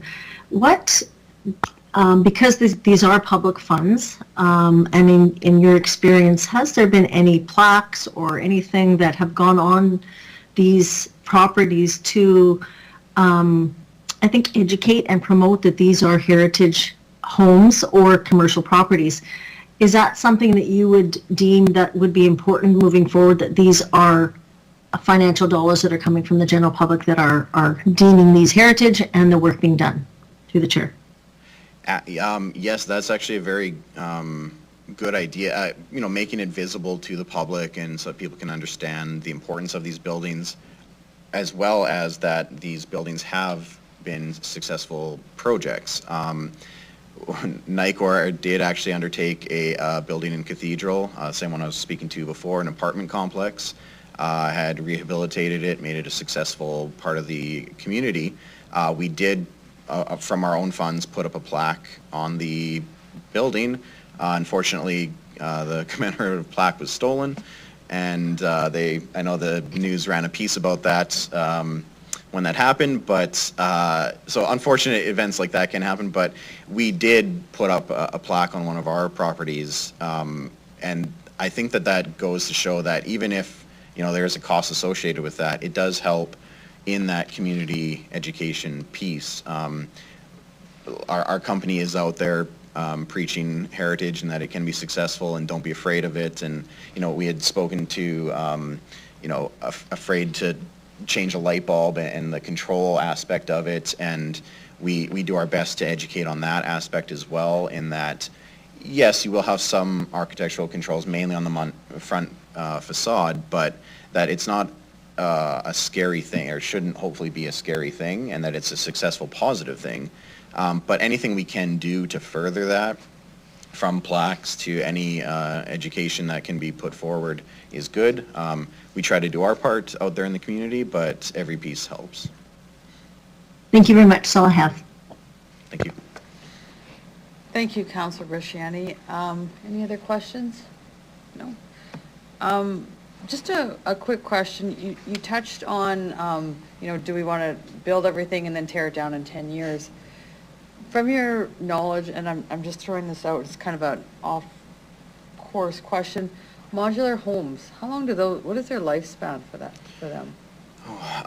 Unfortunately, I'm not going to be able to provide Okay, an that's fine. educated opinion on that. Obviously, it's a newer thing, but yeah, I don't have enough of Okay, an opinion on that. That's fine. And just to kind of further from what Councillor Bresciani said, I know that there's been talk amongst myself and some other people of when these heritage buildings come up, that they're showcased on our website and the plaque in front. Because I myself, when I came to Regina, I was trying to do a heritage tour, and I know that there's some information, but it really wasn't enough for me to really get a good grasp on it. And I just think that that's something moving forward that we could possibly do as a city, to really say, you know, your tax-paying dollars went to something, and here's what we see, and showcase a little bit more. So, thank you. It's a funny, we do the Halloween yards, we do the Christmas light yards, and you can go online and there's a map and you can drive around, and, you know, some poor streets get clogged with cars at the time, but we can accomplish that and show off our light displays. We should be able to put together something that tracks the projects that have been done, the successful nature of them, a little bit of backstory on the history of the building and the project, and like you said, showcasing that it is now a successful part of our society and community. So I'll keep that in the back of my mind. I'll keep going with it. Thank you very much. I see no further questions. You're free to leave if you'd like. Thank you very much, everyone. Thanks. We have a mandatory break at 10:30, but I'm asking, we have Jackie Schmidt on the line. Is everyone fine with listening to Jackie and asking her questions and then going on a break? Okay. I don't, oh, Madam Chair, I'm sure that Ms. Schmidt wouldn't mind waiting for 15 minutes for the council break, and her presentation may be actually Might be followed by longer. lengthy questions, so I think it's probably better to respect the break. okay, yeah. Is everyone okay with that? Okay. Jackie, we're going to keep you on the line for another few minutes. Okay, we'll reconvene back here at a 10:48. Thank you.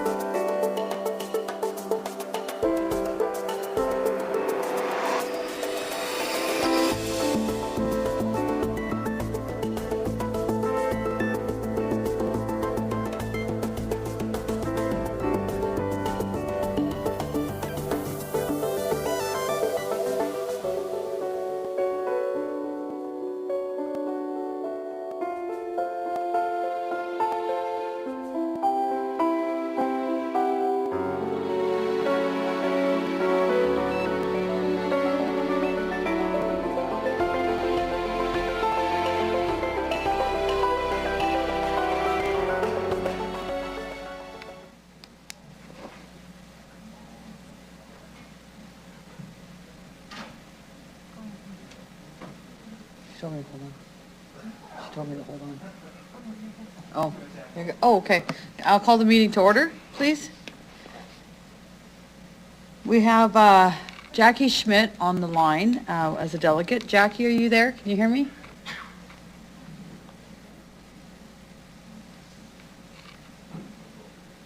Jackie, can you hear us? Because we can't hear you.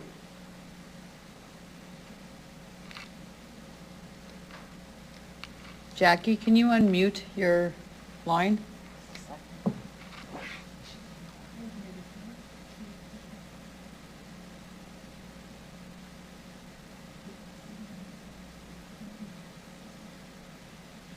Just bear with us for a couple minutes here. We're having some technical difficulties.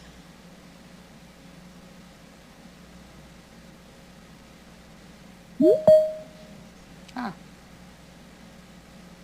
Do we find you, Jackie? Can you hear us? Oh. Okay, she should be able to hear you. Jackie, can you hear us here at council? Do we find you, Jackie? Can you hear us? Yeah.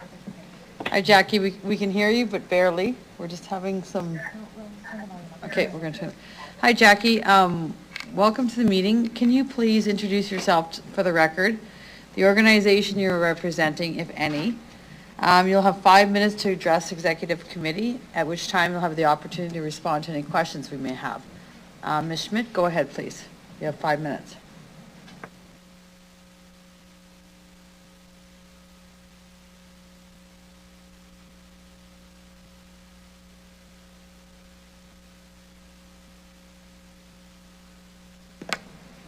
Ms. Schmidt, we can't hear you.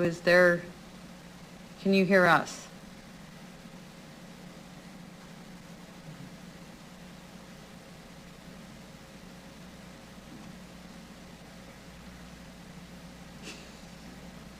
Anybody like to sing a song? Jackie, can you hear us?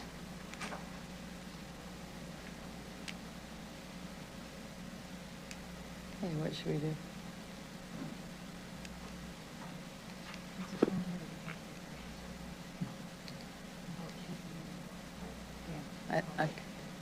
I think Ms. Schmidt is leaving and going to call back in.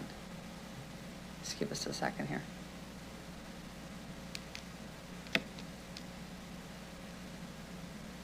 Anybody like to sing a song? I'll take that as no.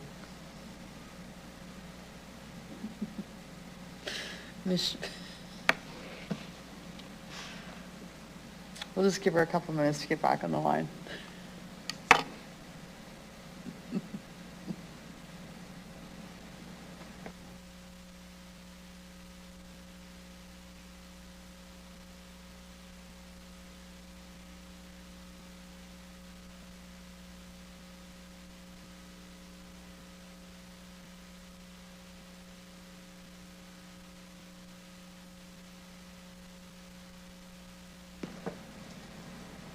Oh, Ms. Schmidt, I've been given instructions to move on. I'm not sure what we're going to do and how we're going to address that later. Councillor Hawkins? Madam Chair, Oh, I'm just going to suggest that if you're going to ask administration for comments, I can move the report, administration will make the comments, and then and then we can speak to that. Ms. Schmidt, did you just call back in? Yes, I did. Okay, there, we can hear you, Ms. Schmidt. Thank you. We were having some difficulties. Would you? Thank you. Thank you, and nobody wanted to sing. Please introduce yourself for the record and the organization that you're representing, if any, and you'll have 5 minutes to address executive. Go ahead, Ms. Schmidt. Hi, my name is Jackie Schmidt, and I represent Heritage Regina. Heritage Regina is writing in support of the Heritage Building Rehabilitation Program Review document and the proposed amended Heritage Incentives Policy. After having a variety of opportunities to participate in consultation with both Luxton and Associates and with the social and cultural development staff, Heritage Regina feels that the rehabilitation document lays out a foundation for supporting the preservation and conservation of Regina's historical places and our intangible cultural heritage. The document sets out a framework for heritage policy and supporting regulation and bylaws. The proposed heritage inventory policy creates the possibility of offset costs related to conservation and preservation and assisting building owners in their desire to contribute to the heritage landscape of the city. Preserving heritage costs money, but it is a sound economic investment, increases tourism, and has many environmentally positive impacts. The Heritage Resource Branch, Government of Saskatchewan document, Economic Benefits of Heritage Conservation, states, investing in the preservation and rehabilitation and ongoing use of heritage buildings and other historic places has economic benefits for both individuals and communities. Heritage conservation can lead to higher property values and increased tax revenues, more jobs, revitalized neighborhoods, and economic growth. In Canada and the U.S., Main Street projects that link heritage conservation and economic development have created thousands of new jobs and businesses and stimulated millions of dollars of investment in historic downtowns. A Canadian study compared price trends for designated and non-designated properties in 14 Ontario communities. It found that 59% of those designated properties appreciated faster than the market average. A further 15% appreciated at the average cost rate. The designated properties also held their value better in market downturns. The same document describes heritage tourism as a growth industry. In Saskatchewan, 64% of respondents to a recent study said they had visited a historic building or site in the previous year. In addition to traveling in large numbers, heritage tourists also stay at their designations longer and spend more than other travelers. As an added benefit, the promotion of historic places as tourist attractions help local residents develop a greater understanding and appreciation of their own culture and heritage. The Heritage Conservation Branch, Government Saskatchewan document, Environmental Benefits of Heritage Conservation states, an analysis of a building's impact over its entire life cycle will often show that it is more environmentally sound to reuse a building than to demolish it and build new, even if the new building would use less operating energy. When a building is demolished, its embodied energy is lost. Even if a replacement building is energy efficient, it will be decades before savings in operating energy outweigh the embodied energy of the old building, the new energy used in the demolition, and the energy needed for the new construction. Reusing buildings also limits carbon dioxide emissions, even when a house is replaced with a new energy-efficient one. It can take 35 to 50 years of efficient operation to compensate for the CO2 that was emitted during the new construction. In Canada, it is estimated that between 1 and 2 million tons of demolition waste were sent to the landfills in 1996. Considering these points of fact about the conservation of heritage homes, commercial buildings, heritage spaces, and the stories that go with each of them, it is easy to see the investment in an incentives program has returns and positive impacts far more valuable than the initial outlay of the cost to the City of Regina. These benefits will also continue to have positive impacts far into the future. The Social and Cultural Department staff have committed to further consultation with Heritage Regina on additional policy development stemming from the recommendations in the rehabilitation report. Heritage Regina is pleased to be a part of that ongoing work and appreciates the city's commitment to further development of progressive and supportive heritage policies. We congratulate the city on the review and subsequent policy that has been described by experts as being progressive and having the potential to have many positive impacts on our cultural heritage. Thank you. Thank you, Ms. Schmidt. Does anybody from committee have any questions for Ms. Schmidt?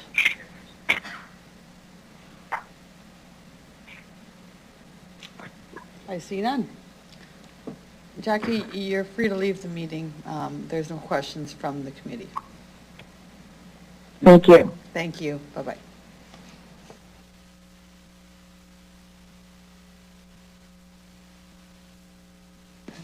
Yeah, I'm going to have someone move a motion to receive and file the following communications with respect to the EX 22-29 Heritage Building Rehabilitation Review, EX 22-28, EX 22-30, EX 22-31, and EX 22-32.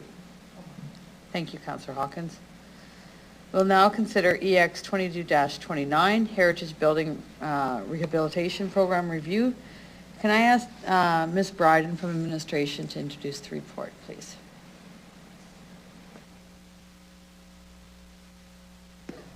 Thank you. Through the chair. So the city hired Donald Luxton and Associates to conduct a review of Regina's Heritage Building Rehabilitation Program and identify ways to encourage more heritage conservation in Regina, as well as ensuring heritage incentives are providing the necessary flexibility for property owners. The consultant met with City Council, property owners, realtors, and members of the development industry to understand strengths and areas for improvement within the current program, and gathered information on leading heritage conservation practice in other municipalities to inform the recommendations. You've heard Mr. Luxton's overview of the recommendations and alignment with leading practice in municipal heritage programs. Regina has a strong record of heritage designations and conservation practices. These recommendations represent the next step in the evolution of the city's conservation program, focusing on the importance of offering clear incentives and efficient processes to encourage residents to voluntarily designate and conserve their heritage properties. The city is positioned to implement several recommendations right away, including the expansion of the city's Heritage Incentive Program, strengthening collaboration with stakeholders, and improving communications materials and program information on regina.ca. These initiatives are supported by the results of the recent Heritage Conservation Survey in December of 2021, in which respondents selected those as the most important components of the city's Heritage Conservation Program. Administration is also currently working through implementation planning for the remaining recommendations in Mr. Luxton's report. These recommendations include improved heritage building maintenance, building code updates, permit application processing, and heritage evaluation and nominations, and will be presented for Council's consideration later this year. And we'd be happy to take any questions. Thank you, Ms. Luxton. Can I have somebody move the report, please? Thank you very much, Madam Chair. I'd like to move the report, and I'll have an amendment which is growing out of the questions. I first want to say, though, that I very much appreciate the work of Mr. Luxton and the staff in preparing this. It's been a very informative morning. Heritage is a reminder of what our city has been in the past and a promise of what we can become in the future. We're a young city in terms of building stock. There are advantages in this youth for a heritage policy. It reminds us of the importance, our youth reminds us the importance of what we have here now and the need to preserve it. We have the advantage of starting early. Not too much has been lost. We have the advantage of making an investment which will pay off in the long term, has been pointed out in the discussion to date. And also has been pointed out, we can start small, we can educate, and we can grow. It was a very impressive report, impressive because of its clear values, its clear policy, and its clear process. And that is fair. It's fair because there are no surprises. No surprises to building owners and purchasers, no surprises to community planners, no surprises to developers and the construction industry.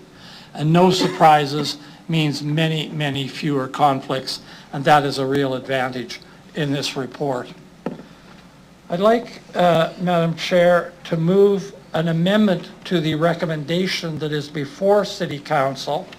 I've shared the amendment with the clerk, and I've discussed it briefly with the administration. It's an amendment which grows out of the questions and the answers that came this morning. I would read the amendment as follows, and I believe it can be shown on the screen. So as a number 2 in the recommendations, bring forward in Q3 of 2022 amendments to existing bylaws and regulations that will replace the current grade 1, grade 2 categorization system and adopt a categorization system based on a heritage assessment form and statement of significance, both based on the thematic approach outlined in the Luxton report. With respect to the amendment, I'd just say that as was pointed out by Mr. Luxton and others, that the grade 1, grade 2 categorization system is itself a heritage system that needs some renovation. It stigmatizes heritage properties in a way that's was not meant to do, but by placing things as 1, 2 in a category, you lose the thematic importance that could be incorporated into the evaluations of properties for heritage purposes. So if I can get a seconder for that amendment, Madam Chair, I'd like to move that amendment, and I am moving the report. Councillor Hawkins, we wouldn't need a second. Right, you are. Yeah. Executive Committee, it looks so much like council. I'd like to remove the move the amendment. Thank you. Thank you, Councillor Hawkins. Should we address the amendment first, or should we just go to administration questions? Okay, all right. Okay, sorry. Okay, so we'll be opening the floor to debate on the amendment. Does anyone from committee have any questions? Councillor Fundura, go ahead, please. Question then to the administration, replacing the grade 1 and 2 as we're moving to the process now. What does that mean to what we want to achieve? Grade 1 will tell us what to do and how not to do. If we remove the grading system, what will that do? Madam Chair?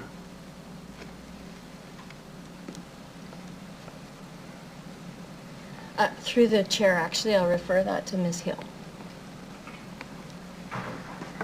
Ms. Hill?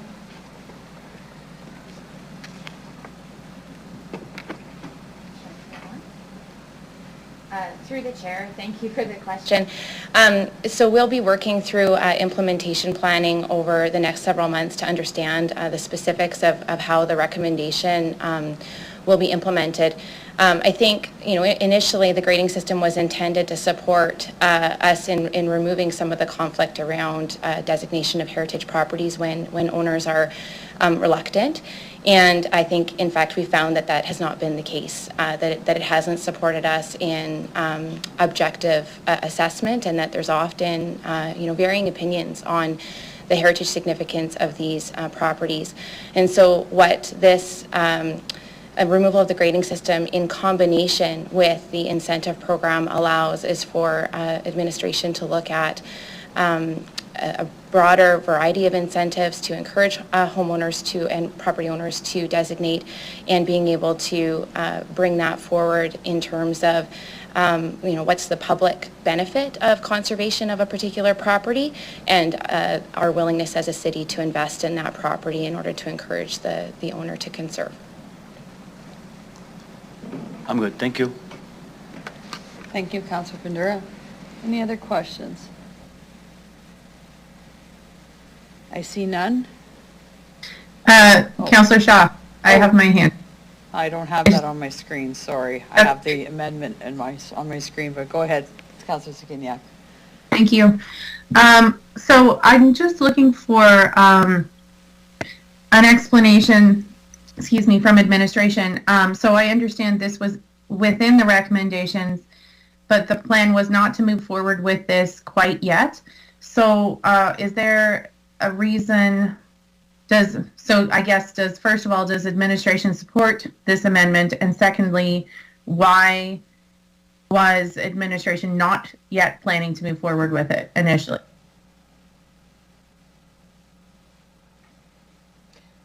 Through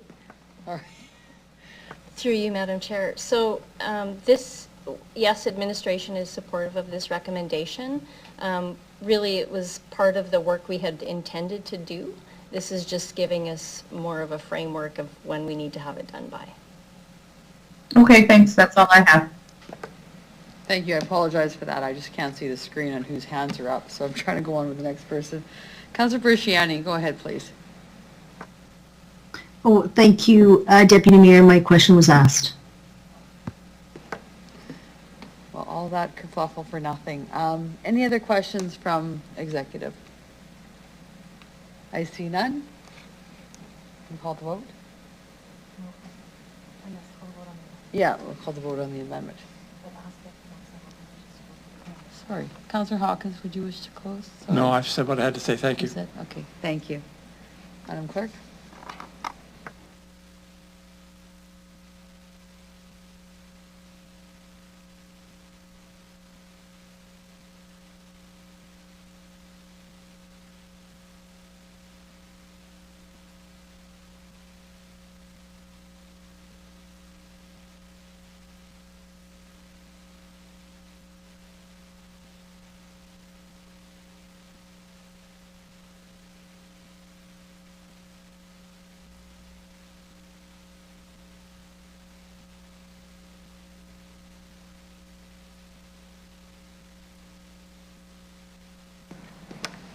Councillor Moll, I hear that you're joining us by phone. Can you give us a verbal recorded vote?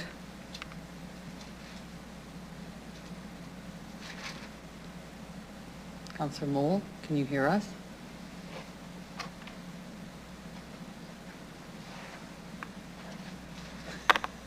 I text him. Councillor Moll, can you hear us? Okay, we will assume that he has temporarily left the meeting and unable to disclose his vote. All right. Sorry, Councillor Moll, we didn't hear back from you. That will go down as a, recorded vote. Okay, thank you. Through you, Madam Chair, we have 10 members voting in favor, so it carries unanimously with Councillor Moll temporarily away from the meeting. Thank you. We'll go back to the main motion. Is there any questions for administration on the main motion? Councillor Stevens, go ahead, please. Both the report by administration and Mr. Luxton's presentation talk about an environmental sustainability piece related to the landfill, recycling, and so on. This is more a matter of an undertaking, and if administration would like to comment, that would be greatly appreciated. But in future work on landfill diversion, recycling programs, etc., if administration could consider the implications of either through bylaw incentives of actually preventing a lot of this waste from going to the landfill, or if we can actually develop a recycling process or bylaw dealing with housing. Is that something that could be considered in the research that will come before council in the future?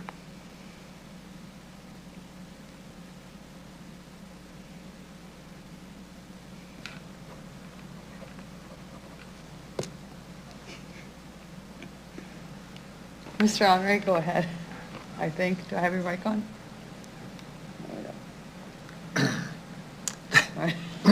Thank you, through the chair. Excuse me. Thanks for the question, Councillor. That is work that is coming in the next phase of our work being done in Waste Plan Regina. So the industrial and commercial traffic to the landfill in regards to demolition products is one of the items that we will be taking into consideration and doing some work around. That's kind of the final phase of our recycling program. Perfect, thank you. Thank you, Councillor Stevens. Councillor Stanichek, go ahead, please.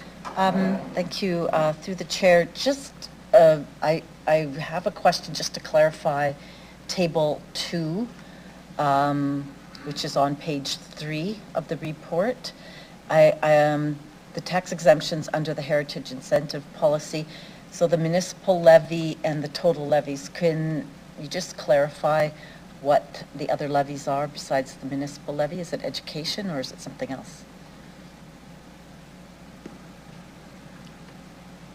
Thank you, through the chair. We'll get this right yet.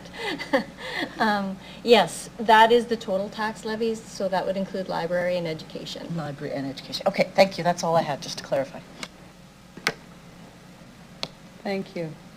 Do I see any further questions? Oh, Councillor Sakiniak, go ahead, please.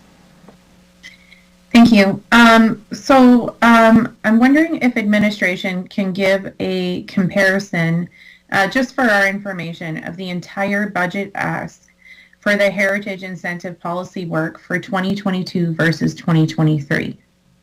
You have that available through the chair? Would anyone have that?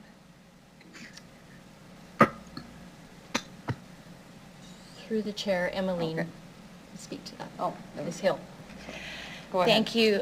Through the chair, confirm if I haven't understood the question, but on page 2 of the report, we outline the approved expenditures for 2022 and then how we anticipate that those will increase in 2023. So the main increase is an additional $100,000 for the grants, and an additional $20,000 within community investments to support community-based organizations' work on heritage initiatives. I think the reason why I saw that, the reason why I asked the question is because I guess not included in that table would be the amount that we paid for the consultant in 2022 to do this work.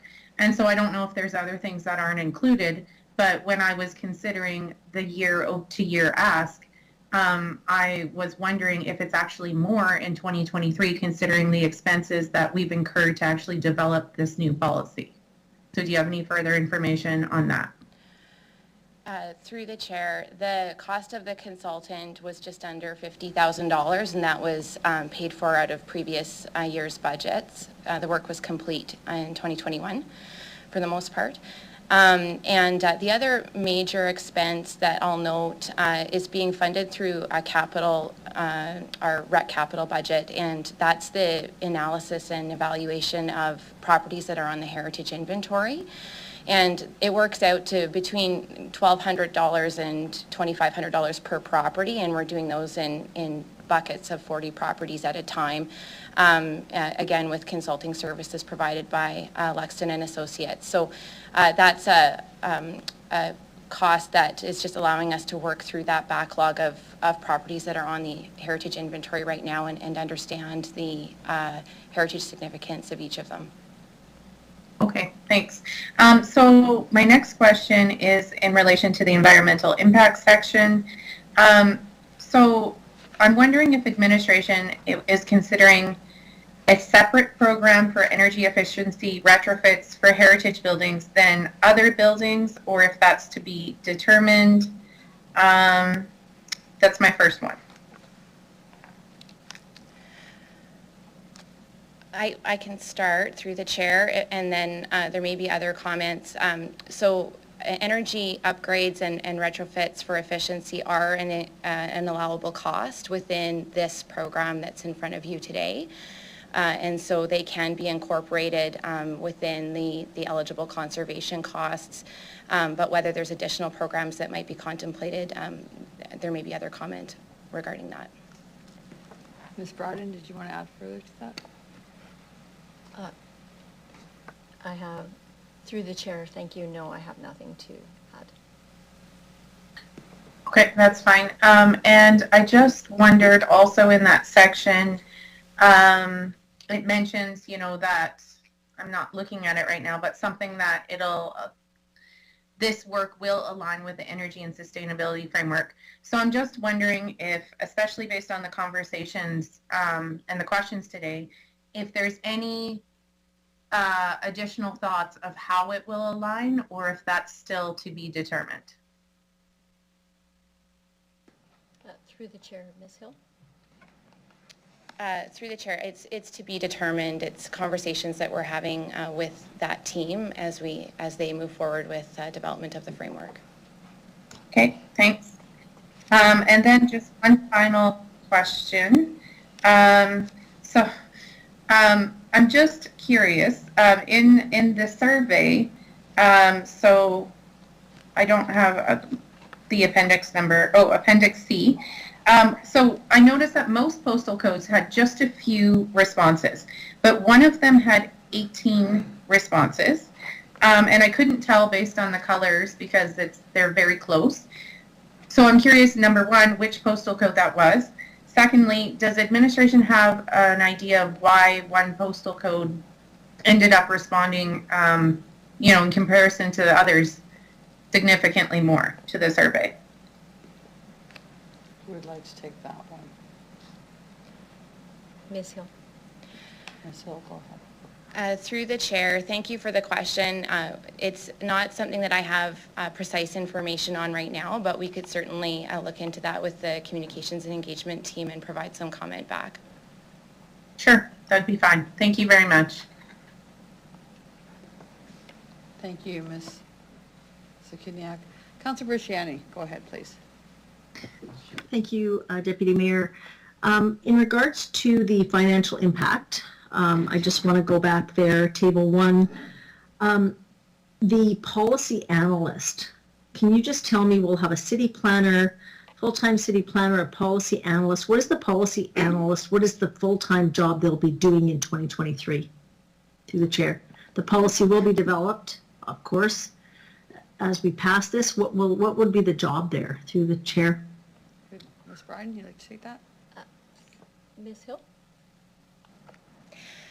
Through the chair, the policy analyst position will be responsible for administration of the incentives program and the management of the places of interest, inventory, and designation lists. And so this is a position that we have in other areas of the organization, reviewing incentive programs and then ensuring that the analysis of the impact of those incentive programs is monitored and reviewed and brought forward for consideration. Thank you. I saw in the report somewhere there would be some kind of a heritage board set up or someone that would actually look at these applications. Can you further explain that through the chair? Through the chair, we're looking at two mechanisms to have ongoing support and engagement with community. The first is a sector reference group, and so that will be a standing committee that will advise administration on a variety of topics related to heritage. And then the second is an incentive review panel that will be specific to the review process and timing around that on an annual basis. And so really looking to incorporate consistent processes of engagement and review with our community experts. Okay, thank you for that. In regards to the, just want to be clear on the financial, 150,000 for 2022 is the grants and maintenance. 250,000 is for 2023. But I need to clarify, and I asked the question earlier, if we get an influx of applications, we have a deadline date, if you can confirm what that deadline date is, and if we get more requests, how will that be fulfilled through this policy, through the chair? Through the chair, the process is to have an intake of applications, which we're anticipating in year one may be a little smaller, which is the reason for a slightly reduced budget figure this year. And so having an intake of applications, compilation by administration, and then review by the incentive review committee. And that review committee will be looking at a number of different criteria to prioritize applications. And so things like the degree to which the investment is critical to the long-term viability of the property, the heritage value of the property, the degree to which they've been able to access incentives in the past, in order to prepare a docket of recommendations for council on both the tax exemption and the grants. And so those will come back to council in the fall of this year for your review and hopefully approval.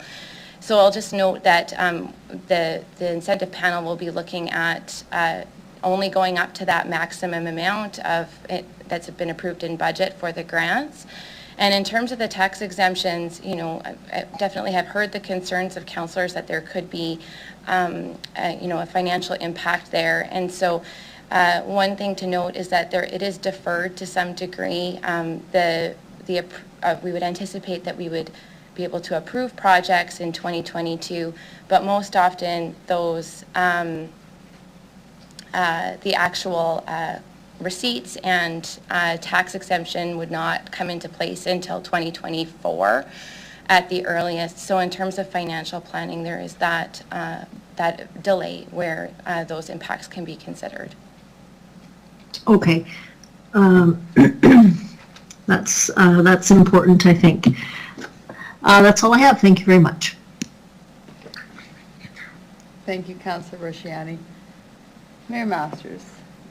No? Sorry, you guys. I can't go. Councillor Rosciani, go ahead. Thanks a lot. Through the chair, on table 2, you have the tax exemptions. I'm wondering how that tallies out through the years, if you can forecast a little bit how that grows through 22 and 23.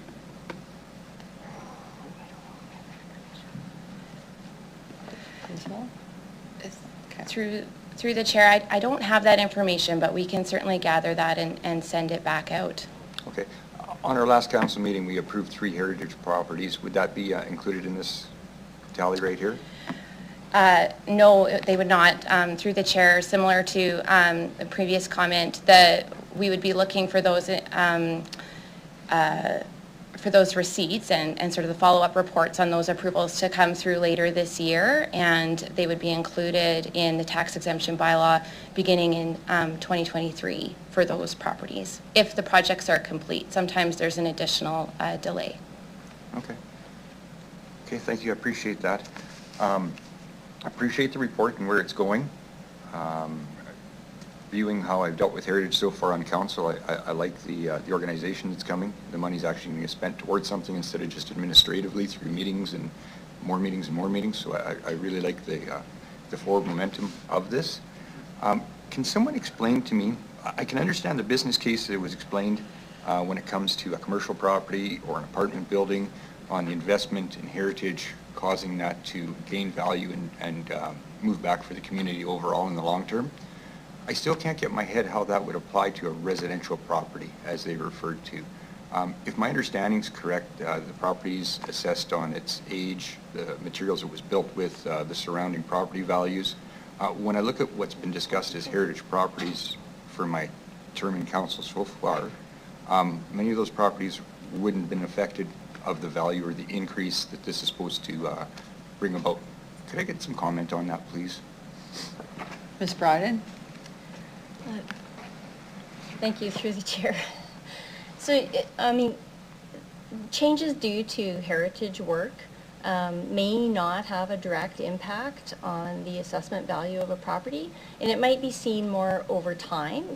You know, in Saskatchewan, we do have mass appraisal based on market value. So as properties gain market value, then you would see their assessments go up. But it might not be a direct correlation to the work done for heritage. Okay. From what I've witnessed on council so far, many of these heritage properties are in prominent neighborhoods that already have quite a value associated with them, and they're one-offs. When I think of the intent of the heritage, I can apply it to an area like the cathedral area as a whole for the time it was built, the amount of rebuild needed to accomplish things and trying to accomplish sustainability and character in our city. On the flip side, the one-offs that we've dealt with and in the neighborhoods they are, I feel like I'm using the tax dollars spent by the residents I represent to subsidize. Is there anything that you can vision to mitigate these circumstances somewhat. I don't know how else to put it. I want to preserve heritage when it's due. I want to build the neighborhoods where the older houses exist. I understand the importance. I guess at the end of the day, I don't want to subsidize million-dollar properties to do it either, to beautify them.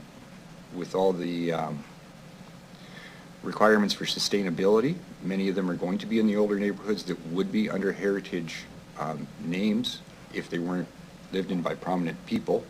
With that prominence comes the areas where we might subsidize. Could we concentrate more on the age of the infrastructure, the community around it, and the community as a whole when we're applying these, as opposed to the one-offs and more so extravagant neighborhoods? Is there a way to incorporate those thoughts into what we're trying to achieve?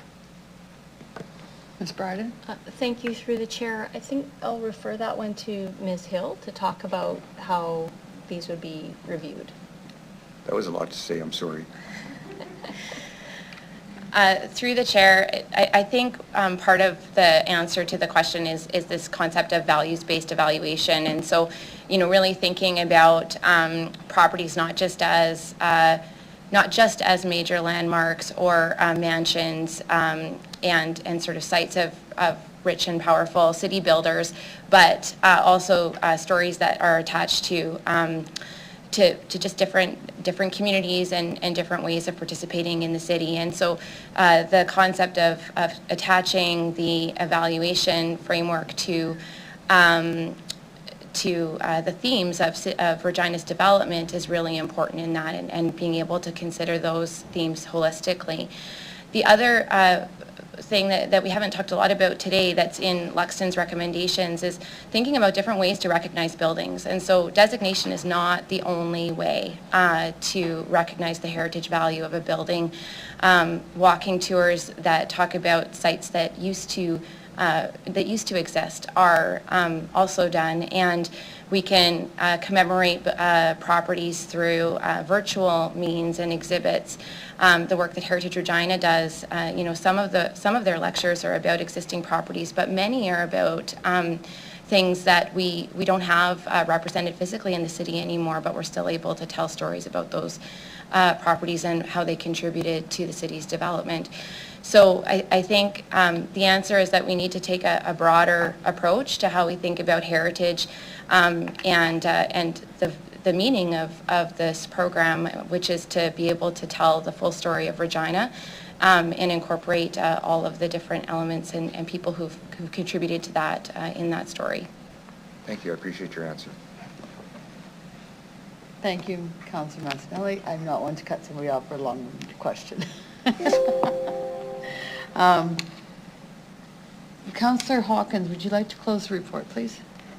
Nothing further, Mayor, Deputy Mayor, except to say again to Mr. Luxon, the consultants, those who made presentations as delegations, and the city staff for very fine work on this. Thank you, Councillor Hawkins.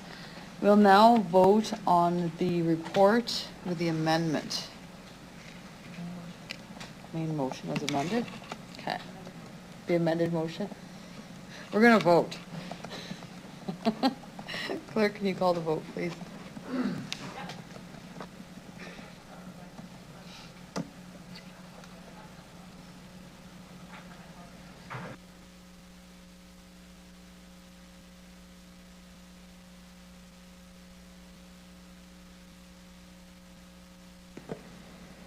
I just want to let everyone know that Councillor Moll has left the meeting, so we won't have his recorded vote.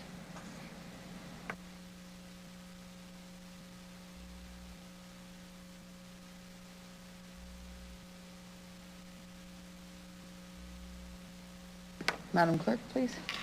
Through you, Madam Chair, the main motion as amended carries 10-0 with everyone voting in favor, and as you had mentioned, Councillor Moll is away from the meeting. Thank you. We have a delegation in the chamber, I do believe. No, he's on the phone. He's in the chamber, okay. For EX 22-6, I'd like to call upon Kenton DeJong.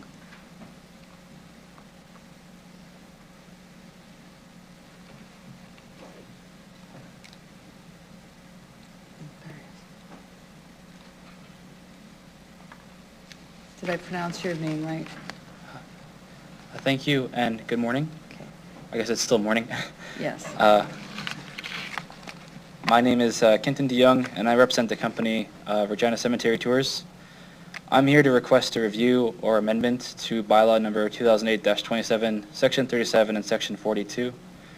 These sections state that, quote, no person shall permit or take part in any unauthorized event in the cemetery, end quote, without approval by the cemetery director, and that any person who operates these events can be fined $2,000 or be imprisoned no longer than 90 days. My concern is that with this bylaw is that the word event is never defined. Currently, the going definition of an event is any activity held within the cemetery. However, this can include a picnic, a photographer doing a photo shoot, a family reunion, or a teacher taking the students on a tour, or a tour of the headstones. Under section 37 of the bylaw, everybody I mentioned, including the students of the teacher, are in a violation of the law and could face fines and imprisonment. I do not believe any of these deserve those punishments, and the city probably doesn't believe this either, but these existing laws still say so. Saskatoon has a similar bylaw, but their bylaw is less strict and has a minimum fine of $25 and a maximum fine of $500. The difference is that their bylaw specifically forbids games or sports to be played there, while our bylaw forbids everything. The bylaw came to my attention when I was attempting to organize tours of the Regina Cemetery in 2017. The purpose of my tours was to raise money for a monument for the victims of the Spanish influenza. Because I did not have insurance to operate the tours, I partnered with Heritage Regina to use their insurance instead. However, the money donated from the tours did not go towards the monument. Instead, it went towards their various programs. Fortunately, through private donations, we were able to achieve our goal and unveiled the monument in December of 2017. The tours continued in 2018, and all the money went towards Heritage Regina. After this, I chose to leave the board and organize the tours myself. I registered my own business, Regina Cemetery Tours, and began the process of getting proper insurance. The insurance company said I needed an event form from the Regina Cemetery prior to applying, but the Regina Cemetery refused to provide it. They stated that only Heritage Regina has permission to do tours of the cemetery.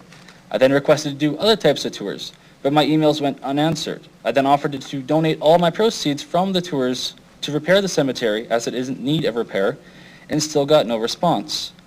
It was only after I contacted a city councilman in 2019 that my emails were answered and my request was again denied. They stated that only Heritage Regina has authority to do tours of the cemetery. Unfortunately, Heritage Regina has not conducted any tours of the cemetery in 2019, 2020, or 2021. This is a huge blow to our tourism, but also to sharing our collective history.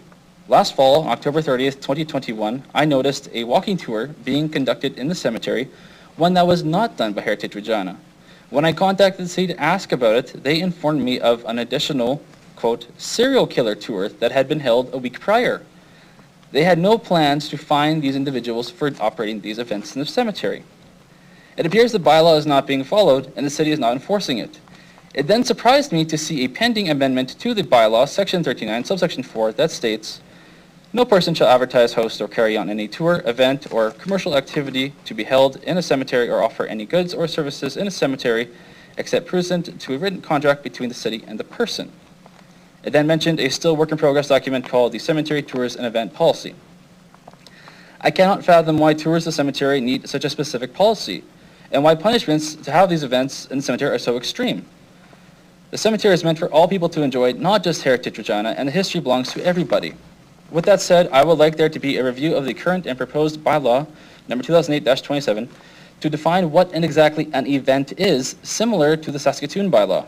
If that's not possible, I'd like a clause added that only ticketed events or groups larger than 30 people require city approval. That way, families, teachers, and photographers will not be jailed or fined for enjoying the cemetery.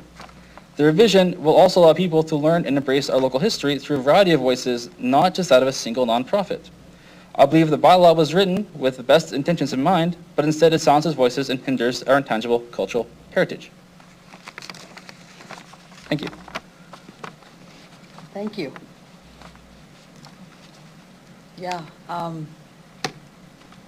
have any questions from, yeah, Councilor LeBlanc, go ahead, please.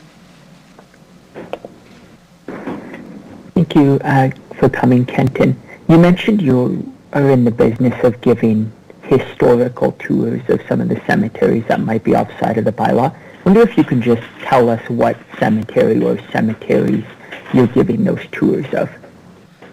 Sure, thank you. Through the chair, I was referring to the Old Regina Cemetery on 4th and Broad.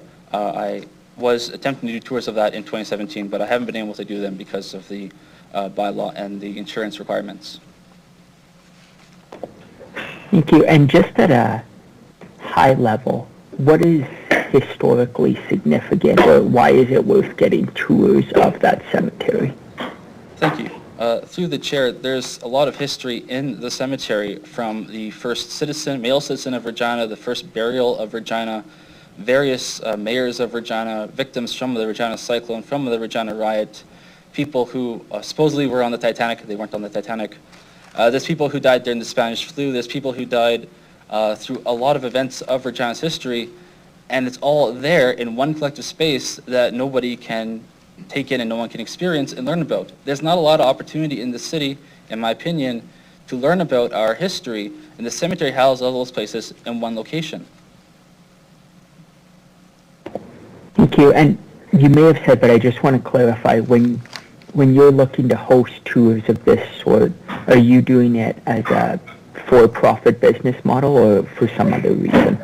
When I first began, through the chair, when I first began doing this in 2017, I wanted to do it as an individual. I was then told to be better if I was a corporation or a business. I was then told to be better if I was a nonprofit organization. Either way, I have offered to donate 100% of the proceeds to repairing the cemetery. So if I was a for-profit organization, it would be profit done through other means, not through ticket sales.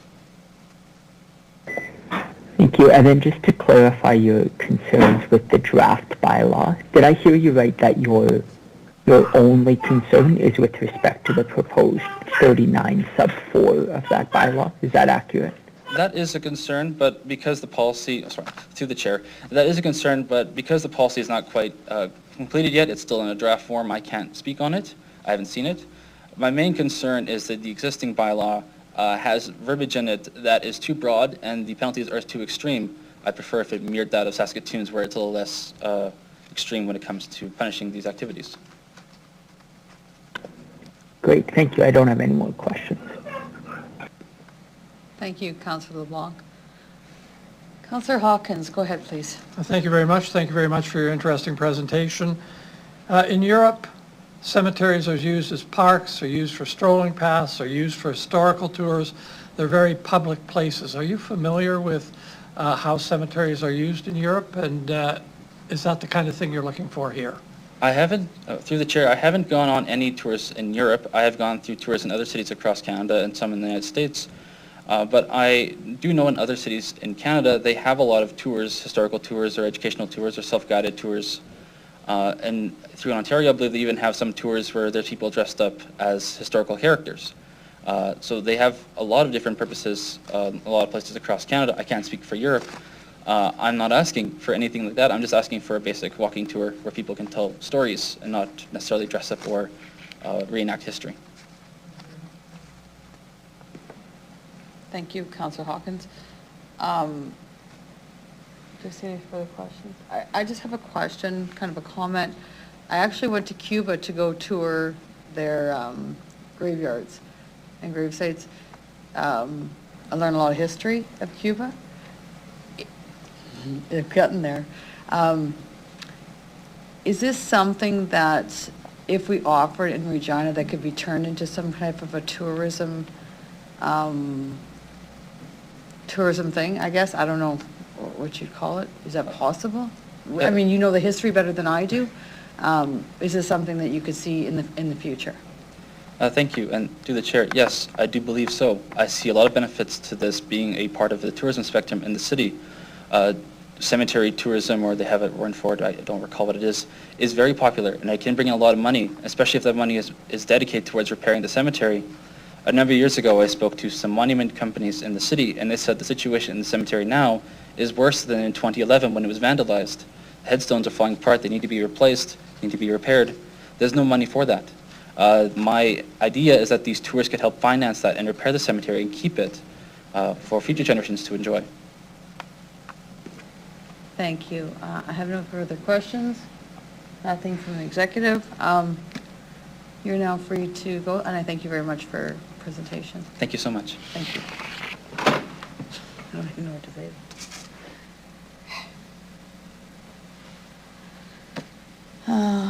We'll now consider EX 26, cemeteries, funding structure, fee schedule, and bylaw amendments.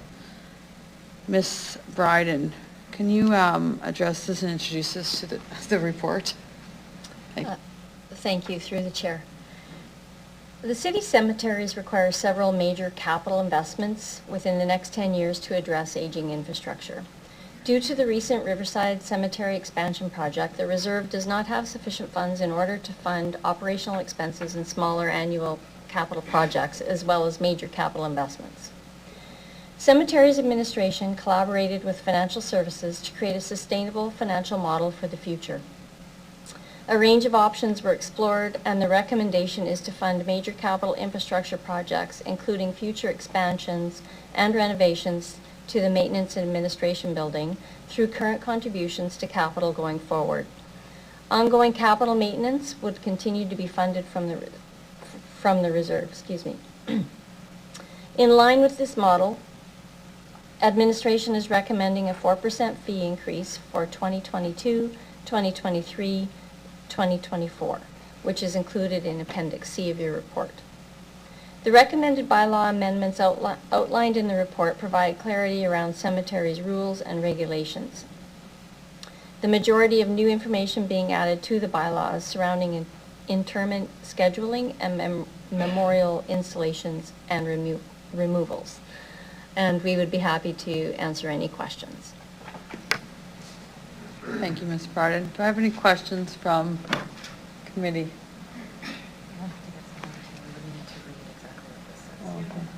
Oh, hold on here. Where are we at? Okay, sorry.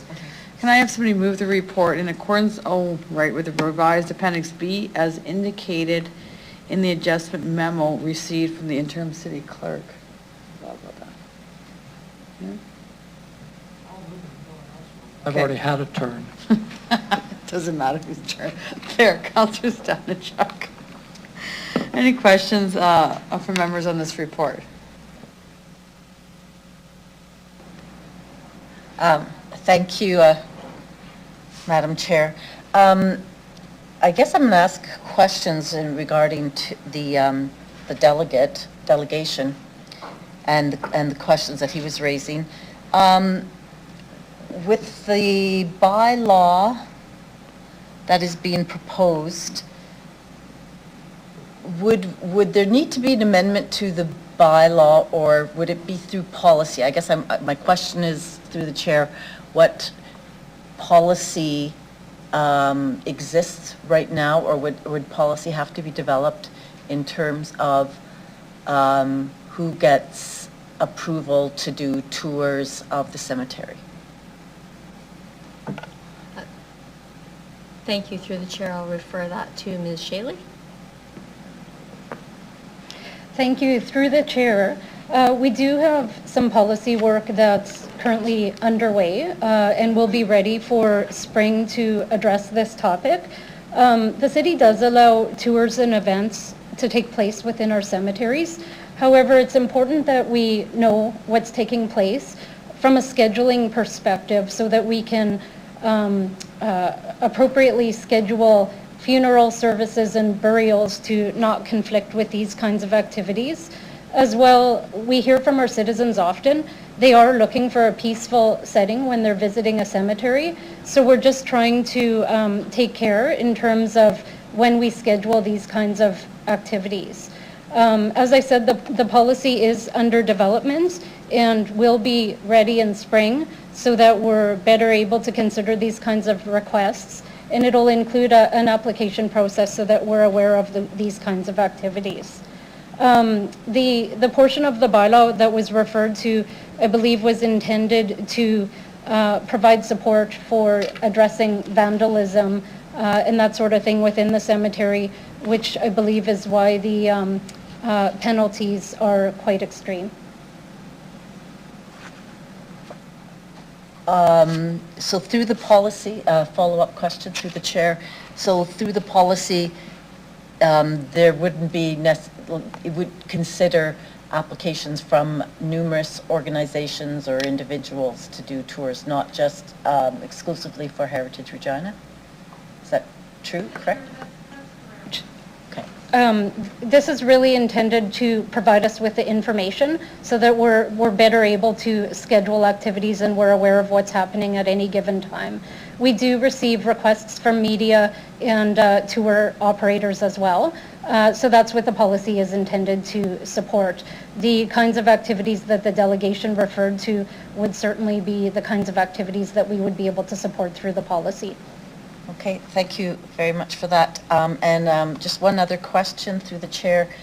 The capital needs of our two city cemeteries, does any of the maintenance or capital costs deal with the condition of older headstones, or is that considered private? I'm not sure what the policy, what capital investments are needed. It mentions the maintenance shop and other upgrades, but do we deal with headstones at all if they're quite older headstones? Thank you. Through the chair, Ms. Shaley. Thank you. Through the chair, we do have a program that's in place right now at the Regina Cemetery to address some of the issues that are in place with the older, heavier headstones. And so we have a 5-year capital program that we initiated last year. Council had approved $30,000 per year in the last budget cycle, and that will continue over a 5-year period to complete the plan that's in place to address the issue. Okay, thank you. That's all I have. Thank you, Councillor Stanichuk. Mayor Masters. Thank you. The Deputy Mayor. I'm actually going to build upon something Councillor Stanichuk just said. You're suggesting that the $2,000 fine isn't for events, but it's to prevent vandalism? Ms. Bryden? Through the chair, Ms. Shaley. I believe that's what was intended when this was initially put in place. This is not a proposed amendment to the bylaw, but that's the way the bylaw is written right now. I'm going to ask Mr. Morgan, who is responsible for the cemeteries, to speak specifically to how that would be applied. Through the chair, yes, that's accurate. It wasn't originally intended to deter vandalism, and if those individuals were caught, there would be a fine applied. There's from time to time activities that do take place outside of cemetery hours. For example, 10 o'clock at night or 11 o'clock at night. There's a safety risk when it comes to those type of things. So that's part of the reason why we've changed. We've developed the policy. We're in the process of developing that policy to put parameters to mitigate those kind of after-hour activities and deter. The fine is meant to really deter those kind of outside activities, outside of the normal operating hours. Thank you, Mr. Morgan. Through the chair, in follow-up then, how many times have we fined somebody $2,000? Ms. Bryden? Through the chair, Mr. Morgan. Yeah. Through the chair, I cannot say that we've fined anybody in the last 10 years that I can recall. Thanks very much for the answer. Through the chair, do we deter people from going to park space?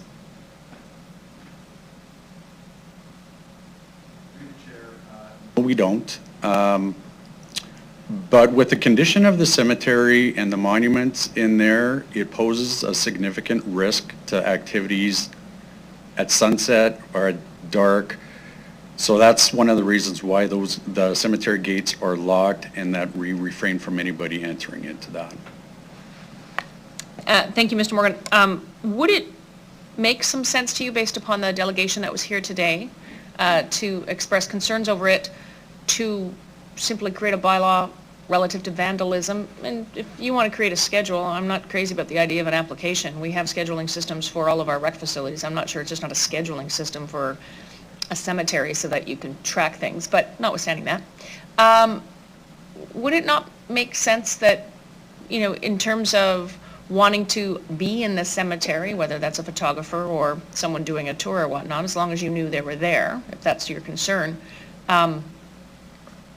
would we not just create a bylaw specific to vandalism? Or I guess if it's under review, just redefine it? Take this, Ms. Bratton? Through the chair, I'll refer that. Oh, Mr. Weary? Thank you. I can speak to that. Vandalism is a criminal offense, so in our view, I don't think we would recommend a separate bylaw for that. Just to clarify what's currently in the bylaw, the fine is to a maximum of $2,000. So what we would be permitted to have as a maximum in the Cities Act is $10,000. So the maximum fine in the current bylaw is reflection that this is not at the high end of, even if offenses are committed, the high end of the range in terms of severity. So as Mr. Morgan has advised the committee, there have been no court matters that have been dealt with during my time dealing with bylaw court. So it's very rare that we do lay charges here. My recommendation to committee is that the fine provisions as currently worded are appropriate. It's a maximum fine, just to clarify. There's no minimum fine, so there would be discretion that would be allowed to a bylaw court judge if there ever was a charge. But to address the issue of vandalism, we would probably report significant vandalism to police. It'd be investigated as a criminal code matter, and we would potentially be able to seek restitution for any damages that were committed. And again, the monuments are the property of the individuals who purchased them. So we are responsible as the managers and operators of the cemetery to protect that property. So it is different than a park. But I think you heard from administration a policy that allows for some of these activities in a sort of controlled way to happen in the cemetery is something that administration, I believe, is reviewing. Thank you. Thank you very much, Mr. Ray. Through the chair, one final question. When we were doing the research, and clearly there's been extensive review of other cities, and there was a reference to Saskatoon's. When you spoke with Saskatoon, have they got significant issues that their policy is failing on? Through the chair, no, we didn't see any indication like that. We did consult with other communities outside of Saskatoon. There have been no concerns with, it just seems to be with Regina over the last 10 years, there's 2 major incidents with vandalism in the cemetery. Thank you very much. Thank you. Thank you, Mayor Masters. Councillor Hawkins? Thank you, Deputy Mayor. The cemeteries are not just places where people go to die. They're parks. They're historically important. They could be important for tourism. They're important for family reunions. And our cemeteries should be treated much like our parks. Of course there has to be respect in the way we use our seminaries. Of course there has to be safety preserved, order preserved, and we have, as the city solicitor has pointed out, criminal code mechanisms for dealing with vandalism. We also have regulations for dealing with our parks, which are probably appropriate when applied to cemeteries. Other cities deal with this. What we have here is a clause that's written in much too broad a term. We need a definition of events, a generous definition of events. We need to look at this in a whole different way. I'm pleased to see that, pleased to hear that the administration is going to bring back something on this. I'd ask them to look at many other examples and look at the cemetery as a place that is a public place where people go in remembrance, but people also go as a place of beauty.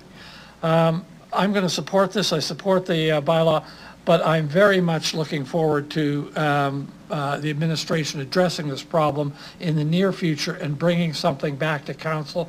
I just want to check with the city manager that that is their undertaking. Through you, Deputy Mayor, we heard that loud and clear. Councillor Hawkins will be doing that. Thank you very much. Thank you, Madam Deputy Mayor. Thank you, I appreciate that. Councilor Brasciani, go ahead, please. Thank you. I too want to just ask in regards to the benches and trees. Do we still promote families to donate to have benches in memory and trees in memory? And I would like to get an update as to how that is going. Through the chair. Ms. Brodin? Thank you. Through the chair, Mr. Morgan.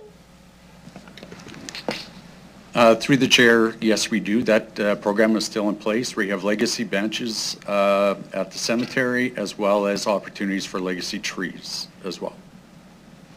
Thank you. Do we know, though, if there are people utilizing it, or what is the status quo of those programs? Because I think sometimes I'm not sure if we really promote them, but I'd like to know, are they working or are they not? Through the chair.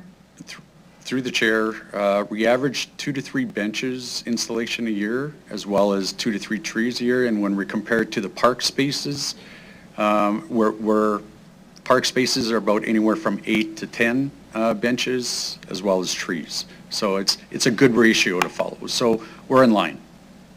Okay, thank you. A few years ago, I was honored to be able to go to the Tree of Memories, which was at Riverside. It was one of the most, I think, favorable events for people who have lost a loved one. And this was to put an ornament on the tree in front of at Riverside with a little ceremony. Was done up very nice. Can I ask why we've discontinued that through the chair? Ms. Brodin? Thank you. Through the chair, Mr. Morgan. Through the chair, the Tree of Memories is still available for families to hang monuments on the tree. As far as the service, yes, that was discontinued approximately 2 years ago. It was just based on really the low amount of people attending, so it was one of those services that we looked at reducing. So the Tree of Memories is still there and available for the public to hang monuments, but the service is no longer provided.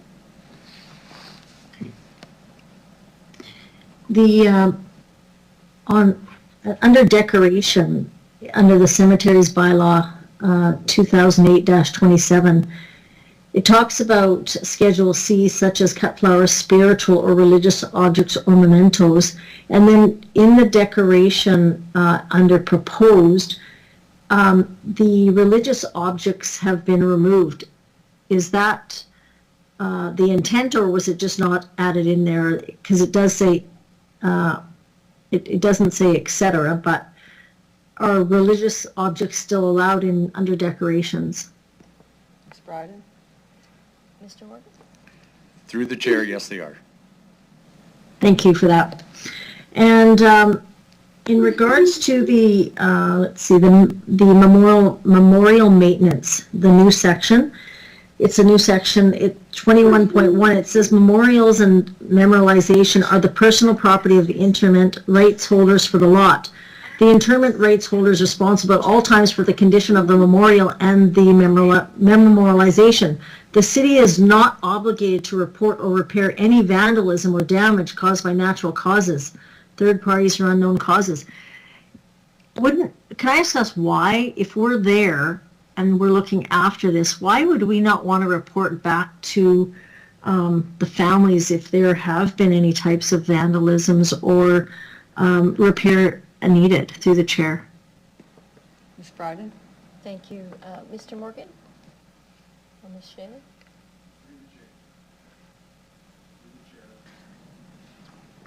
Shaler? From time to time, when we do get vandalism, and specifically towards the city of Regina on Broad Street. The monuments that have been damaged have been there for an extended period of time. So we have reached out in the past to find those relatives, and it has, I'll say this, it's been very unsuccessful trying to track down, the owners or family members of those monuments.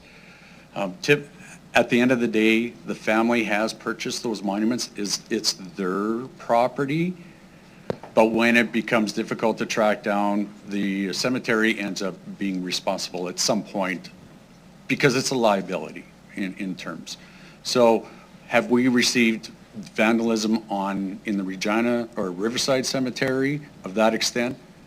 Not to that extent, but where we do see the significant vandalism or damages in Regina, and those monuments are quite old, and the family is almost impossible to track down to see if they can repair it. So the city ends up repairing the grounds or removing some of the monuments if we had to.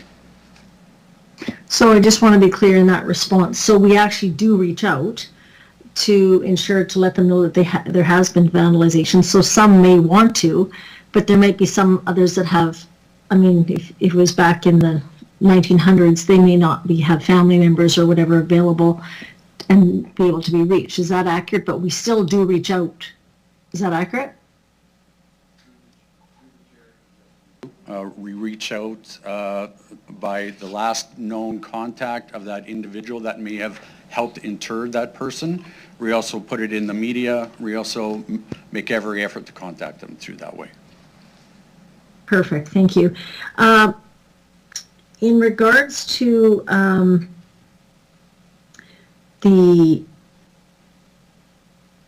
just 1 second here, one last question. We are seeing now, and I'm just going to compare ours, or some of them, to, of course, the Regina Memorial Gardens as well. And when you go out there, there's actually a little pond.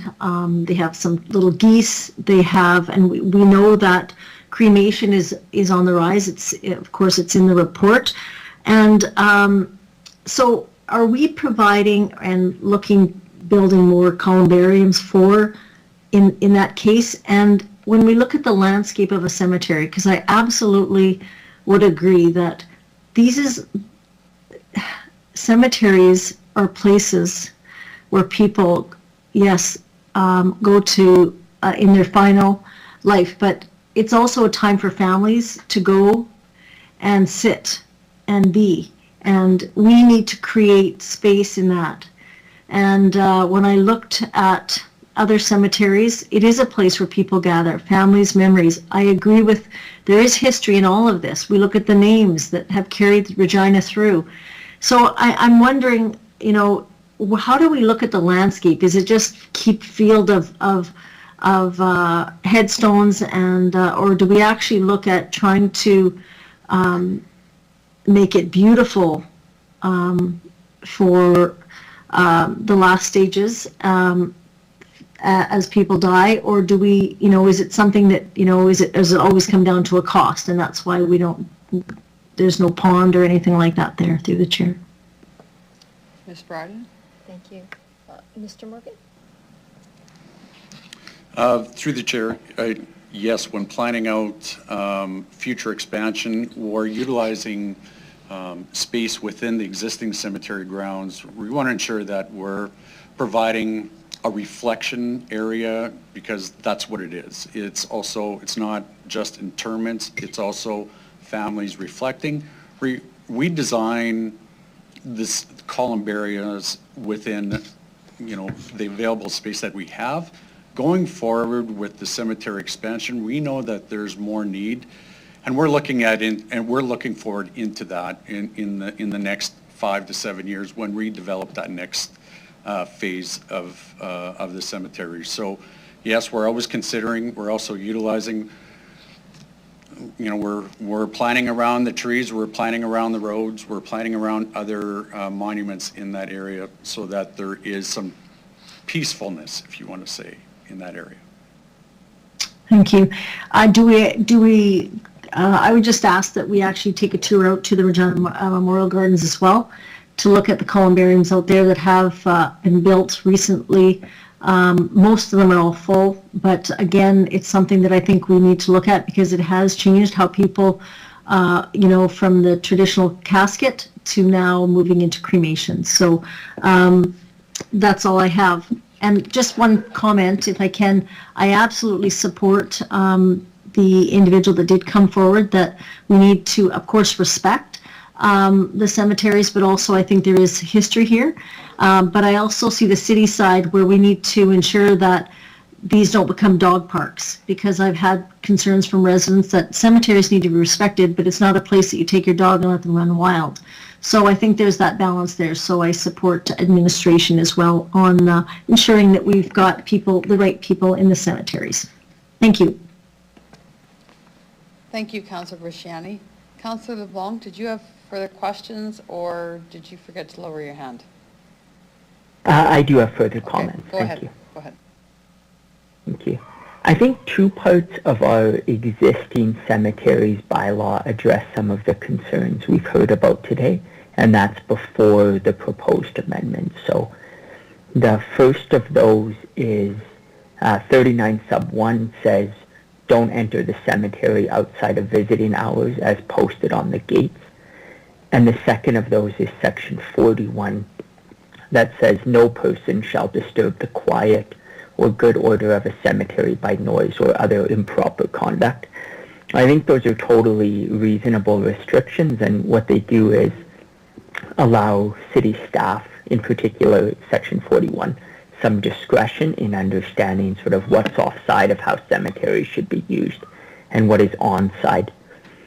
Given that, I have some concerns about the proposed section 39 sub 4 of the bylaw that would ban any tour event or commercial activity, notably for the way it would interfere with activities like we've heard from Kenton, who came. But I think it's bad decision-making, frankly, to be amending policies on the fly, or rather bylaws on the fly.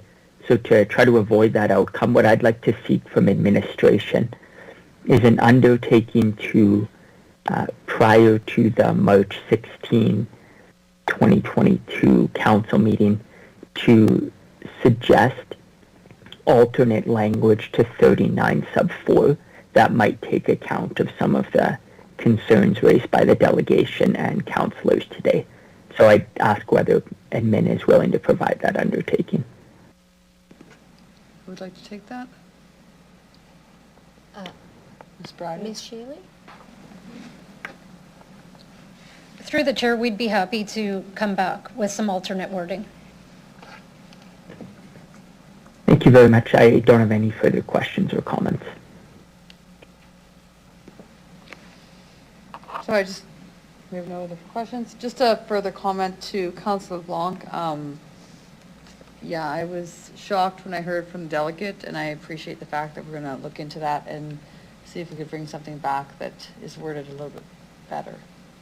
Correct? All right. Is that it? That's it, you guys.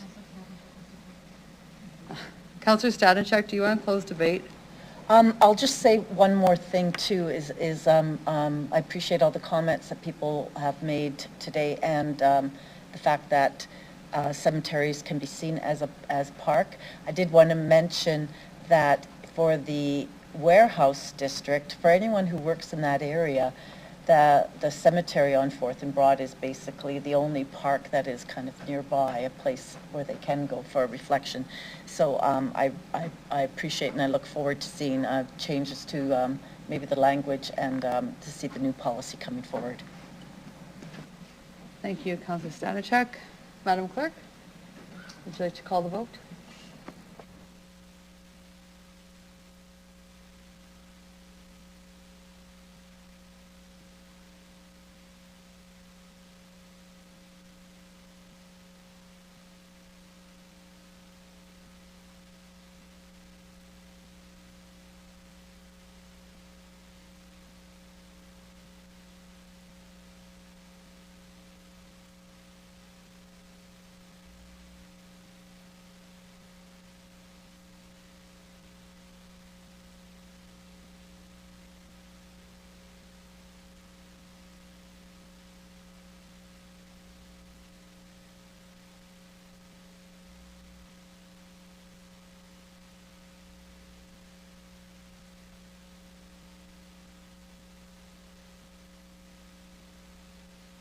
Madam Clerk?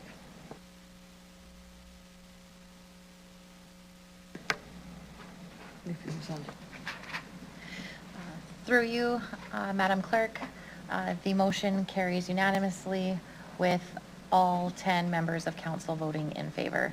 Councillor Mole is away from the meeting. In saying that, it is 12:15. We're going to take our lunch break for how long? 1 o'clock. We'll be back at 1 o'clock. Thank you.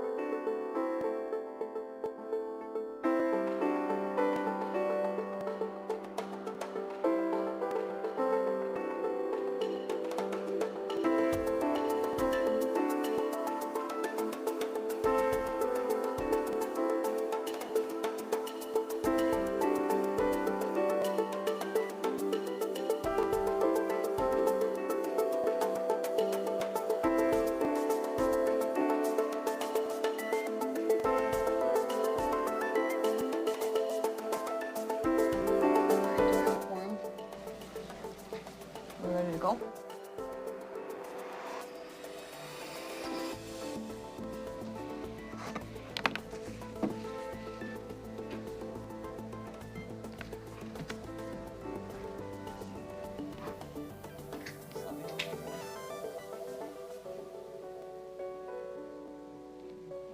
We're ready? Okay. Okay, we're going to call. Oh. Thank you. Yeah. Okay, we're going to reconvene here. We need to start out, time is kind of getting away with us here. We're going to have to move to table 3 reports. EX 22-22, EX 22-6, and EX 22-24. Can I have somebody move those reports? Councillor Bandura? Do I need a seconder? No, okay. So, we are going to go on to... Sorry, Councillor Shaw? Yes. Just a point of order. Can you repeat the ones that are being tabled, please? Oh, okay, sorry. Yeah. EX 22-22, EX 2206, and EX 2224. Thank you. Okay, we're going to now consider EX 22-23, lead program enhancement, bylaw changes. Can I call on Mr. Onright to introduce the report, please? Thank you, through the chair. The report in front of committee details the changes to bylaw number 8942, the water bylaw. Needed to implement the enhancements to the lead service connection management program that were approved from lead service connection management program report CR 21-90 in May of 2021. Our priority is providing support to residents with lead service connections while continuing to provide education material, testing options, continuous filters to eligible residents until a full lead service connection replacement occurs.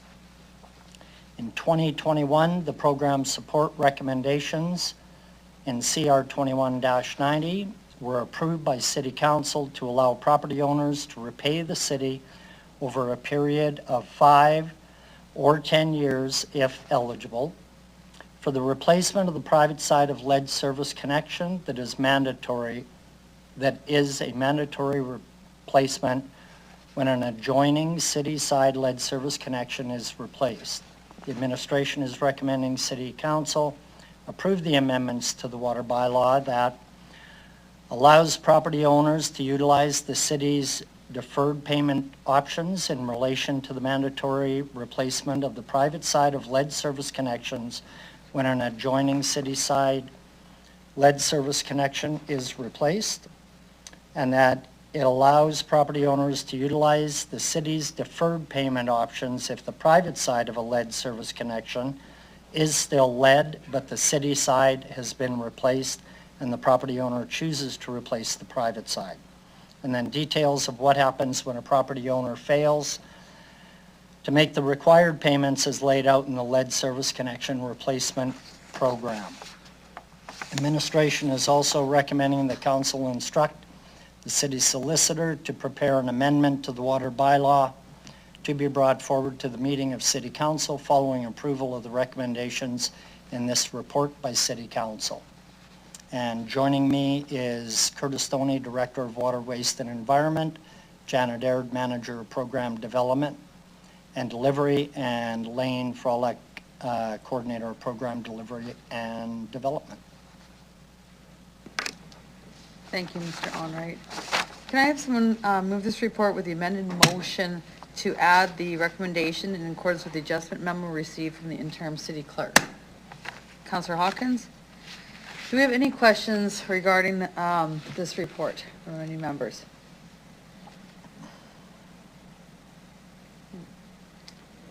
Councillor Stevens, go ahead.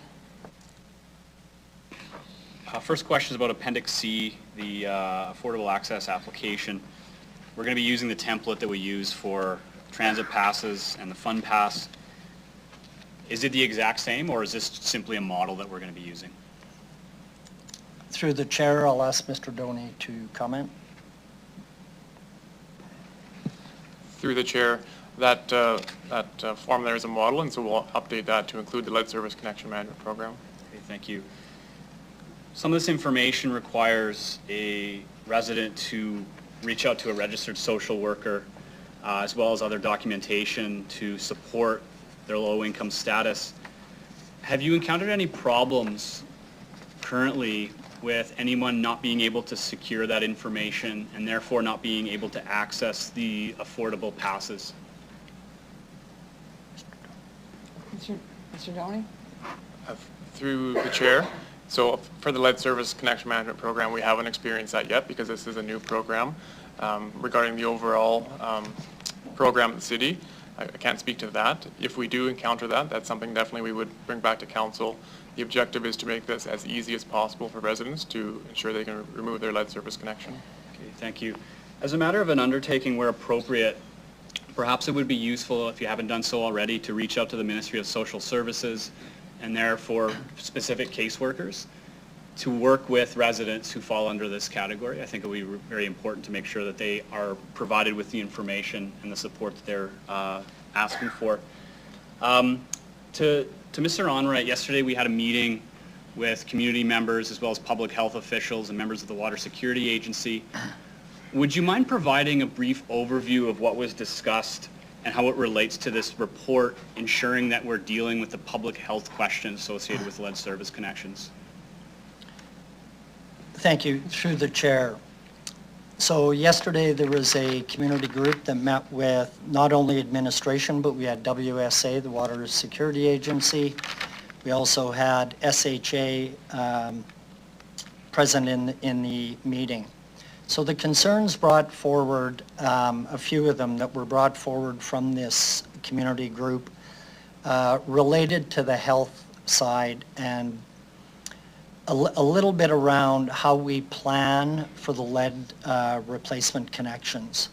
So some of the questions that were brought forward, how do we deal with higher lead concentrations in households as opposed to ones that have lower lead concentrations? So we had explained to the group that this is a coordinated effort with our construction program. We definitely don't want to turn a community upside down with our construction season, and this needs to be well planned out. We had great dialogue with the community group. We also talked about communication. As these lead connections are in homes that are built prior to 1960 for the most part, they are in more isolated in 3 communities: Cathedral, Heritage, and North Central. We talked about a communication plan. How do we get to the residents that maybe don't have access to social media through iPhones or devices that you know the general public may have access to. Our communication plan will work with the community associations, with community groups as such, to ensure that we are communicating with all residents in these neighborhoods to make sure that they have access to filter programs until the lead service connection piece on the private side and even on the city side can actually be finished off with the replacement of these pipes and connection points. We committed, administration committed to meet with this community group again in the future, and we also committed to work together moving forward. It was a great discussion. Certainly appreciated Councillor Stevens and Councillor LeBlanc being there to clarify a few points on the timelines of this program, which is moved from 30 years down to 15 years. I'm not sure, Mr. Doney, do you have anything to add? Through the chair, I'll just add one thing, is what's before exec committee right now is the requirements to replace the private side lead when the public side is done, and that's really important to reduce lead at the tap, which is our objective. Thank you. Balance of my questions were related to the update which we've tabled, so I'll save that for the next executive. Thank you. Thank you, Councillor Stevens. Councillor Stanchuk. Thank you. Through the chair, the report does talk about the fact that when there's going to be a plan to do both the city side, the private side will be done at the same time. And I just want to clarify that at the same time means it's one dig, it's being replaced at the same time. It's not two different digs subsequent to the other. Councillor Stanchuk, I'm trying to bring this back to the bylaw itself, and that's what we're talking about right now. The report that is before us, is it -23? Yep. So in the report, it talks about, on page 5, it does talk about the replacement. And I just want clarification that it's one time and one replacement, not two subsequent replacements. Through the chair, ideally, yes. Okay. That'll be a coordinated effort when the city is doing the city side replacement, coordinating the private side at the same time. Okay.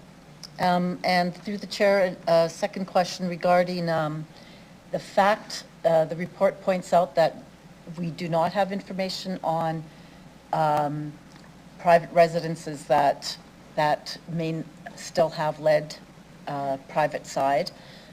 Is there a plan to do any kind of communication with, because I know there's been communication with people where we do know there's a lead service connection, but has there been communication with all private homeowners with advice on how to check if their private side is lead or not? Mr. Onright? Through the chair, I'll ask Mr. Doney to comment on that. Through the chair, so as the report before you is reviewed and if approved, the lead service connection management program will be what I would call a stable program, and it'd be a good time this fall to be notifying all residents that may have a private or a public lead service connection. So we could look at, and we do plan to look at, sending out letters to all residents in certain areas that could have a private lead service connection. And it's a good time to do that this fall as the program becomes stabilized with the financing options that are before council. Okay. Thank you. Thank you, Councillor Stanchuk. Councillor Fundera, I see your light on. Yes? Yeah, Okay, thank go you. ahead. Councilor Stanchuk question triggered a question on the lead connection. Do we have the same trench that you have your water, that's let's say lead, and you got a sewer, and I think in the report talks of if you're replacing one, you have to replace both. Is that communication going through to the owner of the residence? If they have lead going all the way through, so I mean their sewer goes all the way through, how do we just repair ours, part of our sewer, but the resident is not? So the loaded question is there's one trench, two things in it, do we do two things at once, because you can't just do one?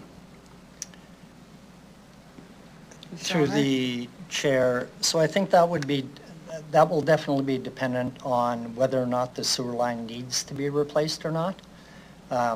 Those discussions would happen at the time of the contact with the resident to let them know the city is replacing the city side of the connection, and if the sewer line needs to be replaced, that could be an opportunity to be able to do that work at the same time, because if a trench is being done.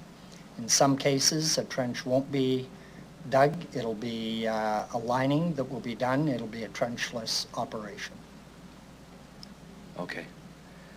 Okay, yeah, that was the question and the concern is that, I mean, we do have some areas no corrode sewer lines and then cast and all that, right? So, and if you do go into that trench digging, then you got a potential. But if you're going to be doing other method of digging or not digging by relining, then okay, that's good. Thank you. Thank you, Councillor Fundura. Councillor LeBlanc, go ahead.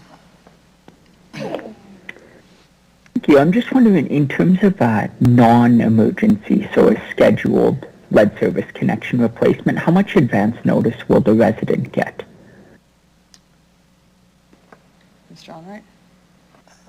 Through the chair, I'll ask Mr. Doney to comment. Through the chair, so for planned lead service connection replacements, that will be integrated as part of a roadways contract. Residents will receive lots of notice, so typically construction letters would go out around this time of year for construction to occur in this construction season. In a other report that we're looking at, we're working towards making sure residents receive notice at least 10 days before the work is going to occur. Great, thank you. Thank you.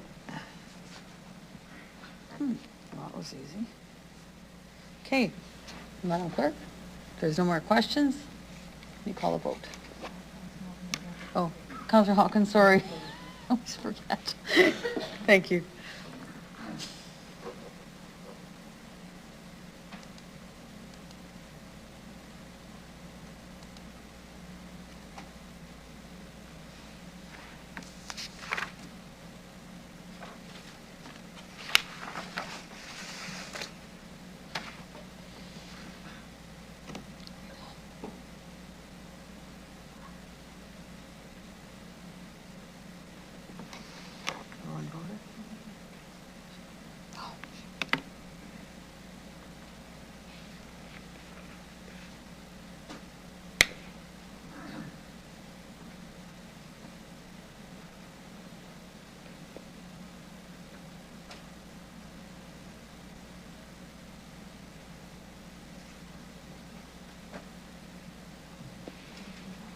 No, sorry, go ahead. Through you, Madam Chair, the motion carries 9-0 with Councillor Mancinelli temporarily away from the meeting and Councillor Moll is not in attendance. Thank you. We will now consider EX 22-25, advance notice of water shutoff update. Mr. Onright, can I ask you to introduce the report, please? Thank you. Through the chair. Administration brings forward this report on the advance notice of water shutoff recommendations in response to the advance notice of water shutoff motion, MN 21-12. This report details the citywide implementation plan of notifying affected residents of their water being turned off for planned maintenance and emergency work at least the night before. City of Regina coordinates up to 1,000 water repairs across the city each year while addressing emergency repairs as needed. City currently completes water repairs and upgrades using internal construction crews or contractors depending on the repair and the project. Water main breaks occur throughout the year and typically increasing during hot, dry summers and the coldest months from December to February. In a standard week, city construction crews complete 20 water system repairs and provide approximately 1,000 temporary water service outage door knockers to residents. On average, the city receives 2 to 3 service requests a week about the current notification process. Improvements to our water outage notification process is planned as outlined in the report.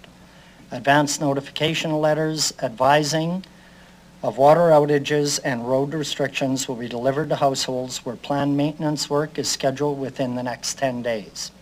Letters will be delivered at least the evening before the anticipated work and a door knocker the morning of the repair.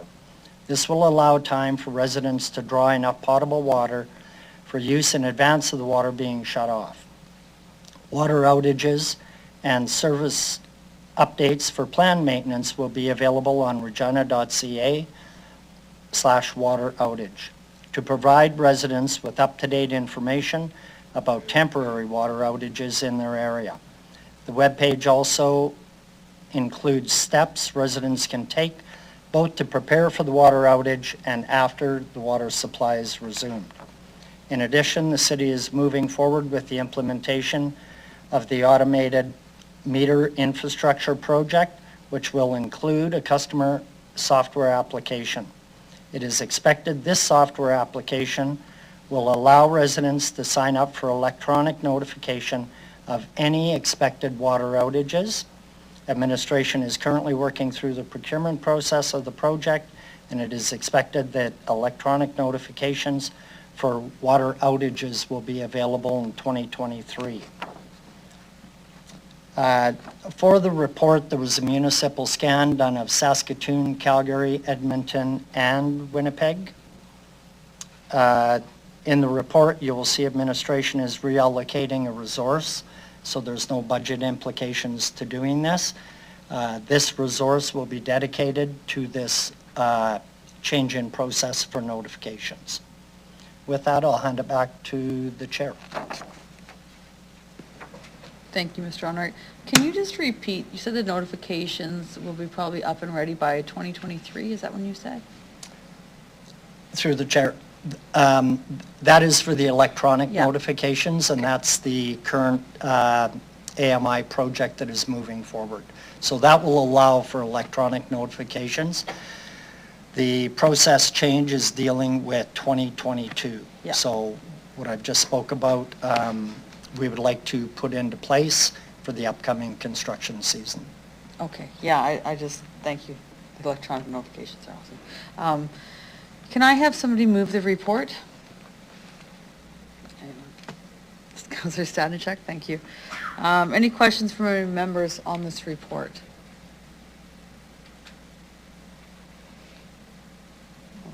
Yeah, Councillor Brasciani, go ahead, please. Thank you very much. So we say that we get 3 SRs approximately a week, which I know I've heard from many in my area as well. So I want to ask the question, we deem it satisfactory that when we have a planned maintenance, so we know well in advance that we are planning maintenance in the area. Can I just, get some reasoning why we didn't move it so we can give at least residents, when it's planned, at least 1 to 2 weeks notice with a letter? If someone could just respond as to why we're still going to just do it the night before. It says to advise residents the night before that it'll be turned off, at least the evening before. And then and this is with the planned, and then a door knocker the next morning. So if I can just get a response, please. Through the chair, so what I talked about is planned maintenance. They will receive notification 10 days in advance.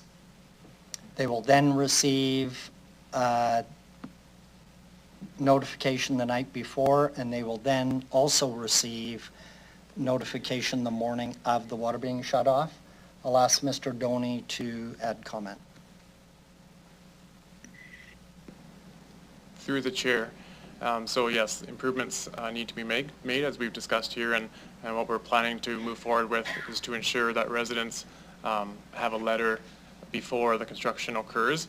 At the minimum, it would be the night before, but the expectation or the plan is that it will be closer to the 10 days before the work is going to occur.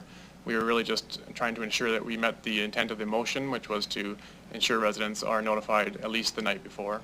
But the intent is that it'll be closer to the 10 days before. Thank you.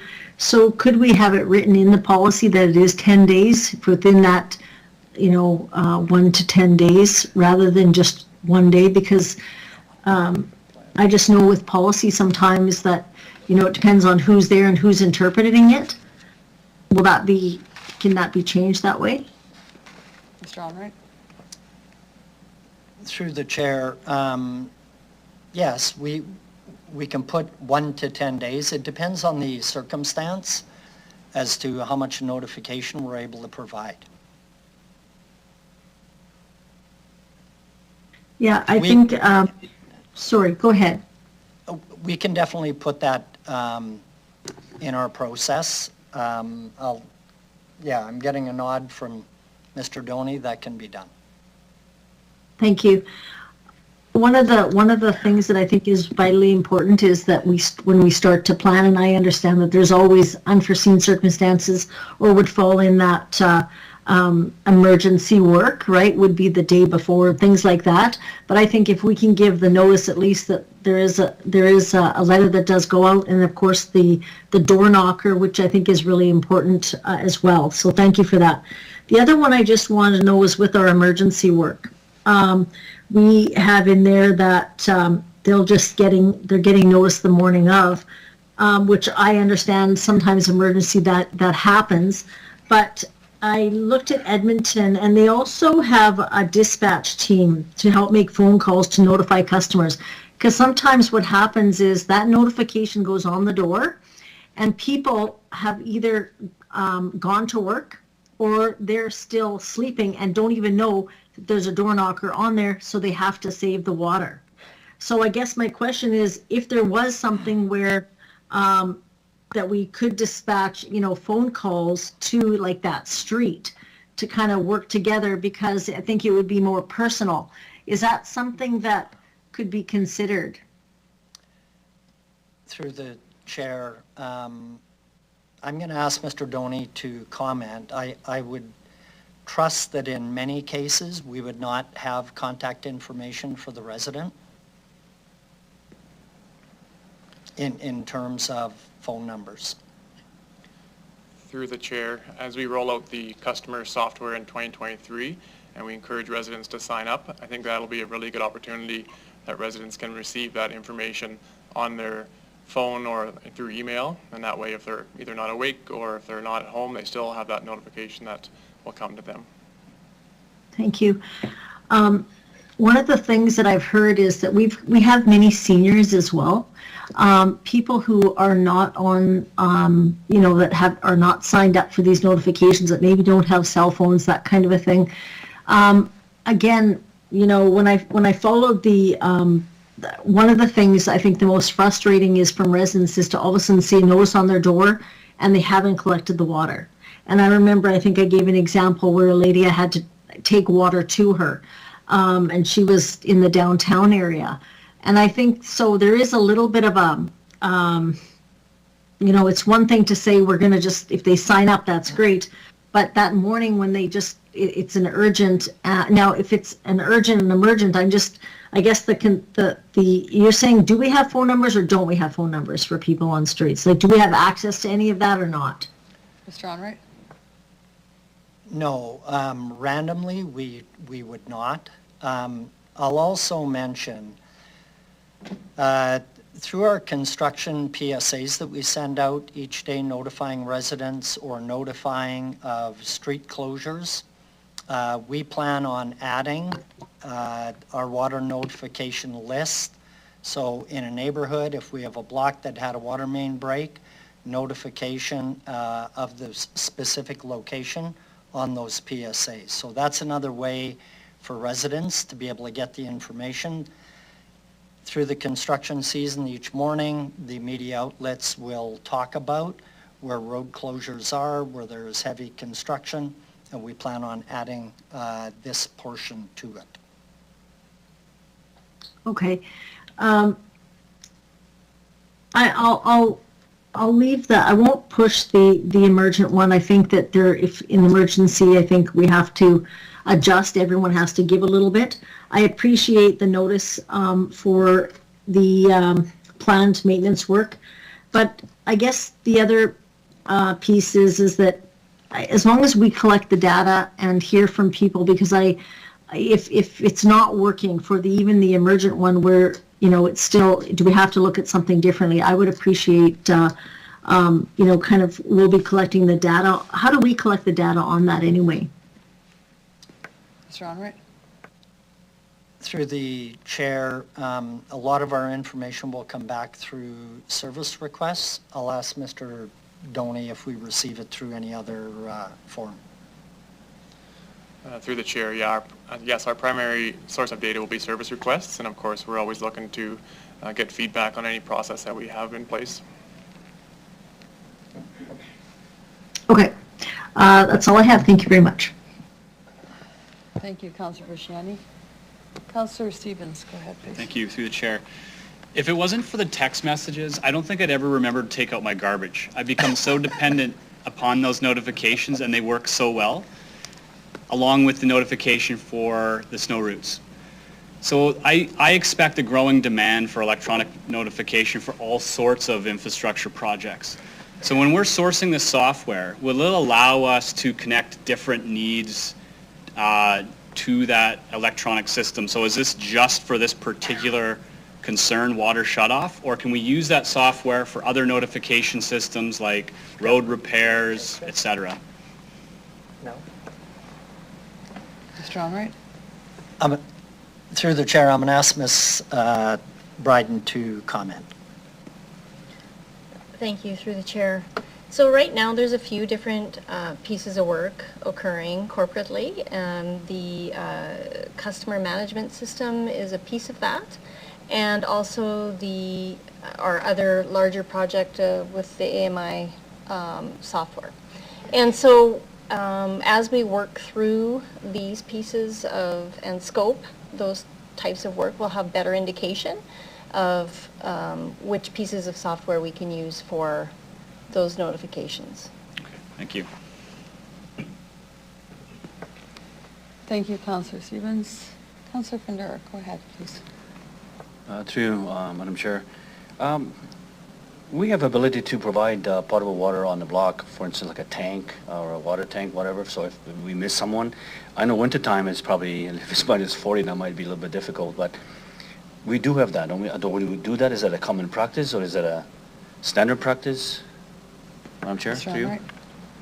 Through the chair, I wouldn't say it's a standard practice. We do it if need be. So in emergent situations, we do have a potable water tank that we can provide water to. So just what triggered it, like Councilor Regina said, the senior maybe, or someone didn't get a chance. I mean, I don't know if we do that, would they call Service Regina to help them out, or, because they can't go to their neighbor, right, if it's a whole block? Or is it, how does that work? Thanks. Through the chair, I'm going to ask Mr. Doney to provide comment. Through the chair, so typically most of our water outages would occur in that 4 to 6 hour period. The intent is to get in and get out as quickly as possible. If water is going to be off longer than 24 hours, we definitely move towards bringing a tanker out on the street to ensure people have access to water. If there's a situation where a resident needs water, they can always talk to the crew lead and the conversation can happen. And we would work towards providing some kind of water on site, but it wouldn't be a standard practice where we bring water to residents. Okay, that's good, thank you. About residents, just call their city councilor. Any other questions? I just have one question, just because it came up with me in my ward. I got an email saying that something was going to be done. Then the next day I got an email saying that it wasn't going to be done. What do we do in incidences like that with the homeowners? I know I get the email, but what happens with people? Mr. Onright? Through the chair, I'll ask Mr. Doney to comment.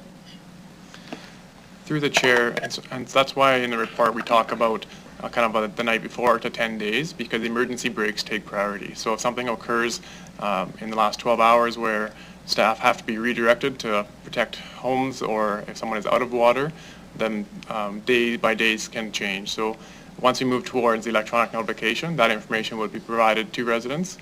Currently, we would provide that through a means of a letter or a door knocker if something is changing from our original plans. Thank you. Is that it? Oh. Councillor Stadnichuk, would you like to, no, you're good? Okay. Clerk, Madam Clerk, can I ask you to call the vote?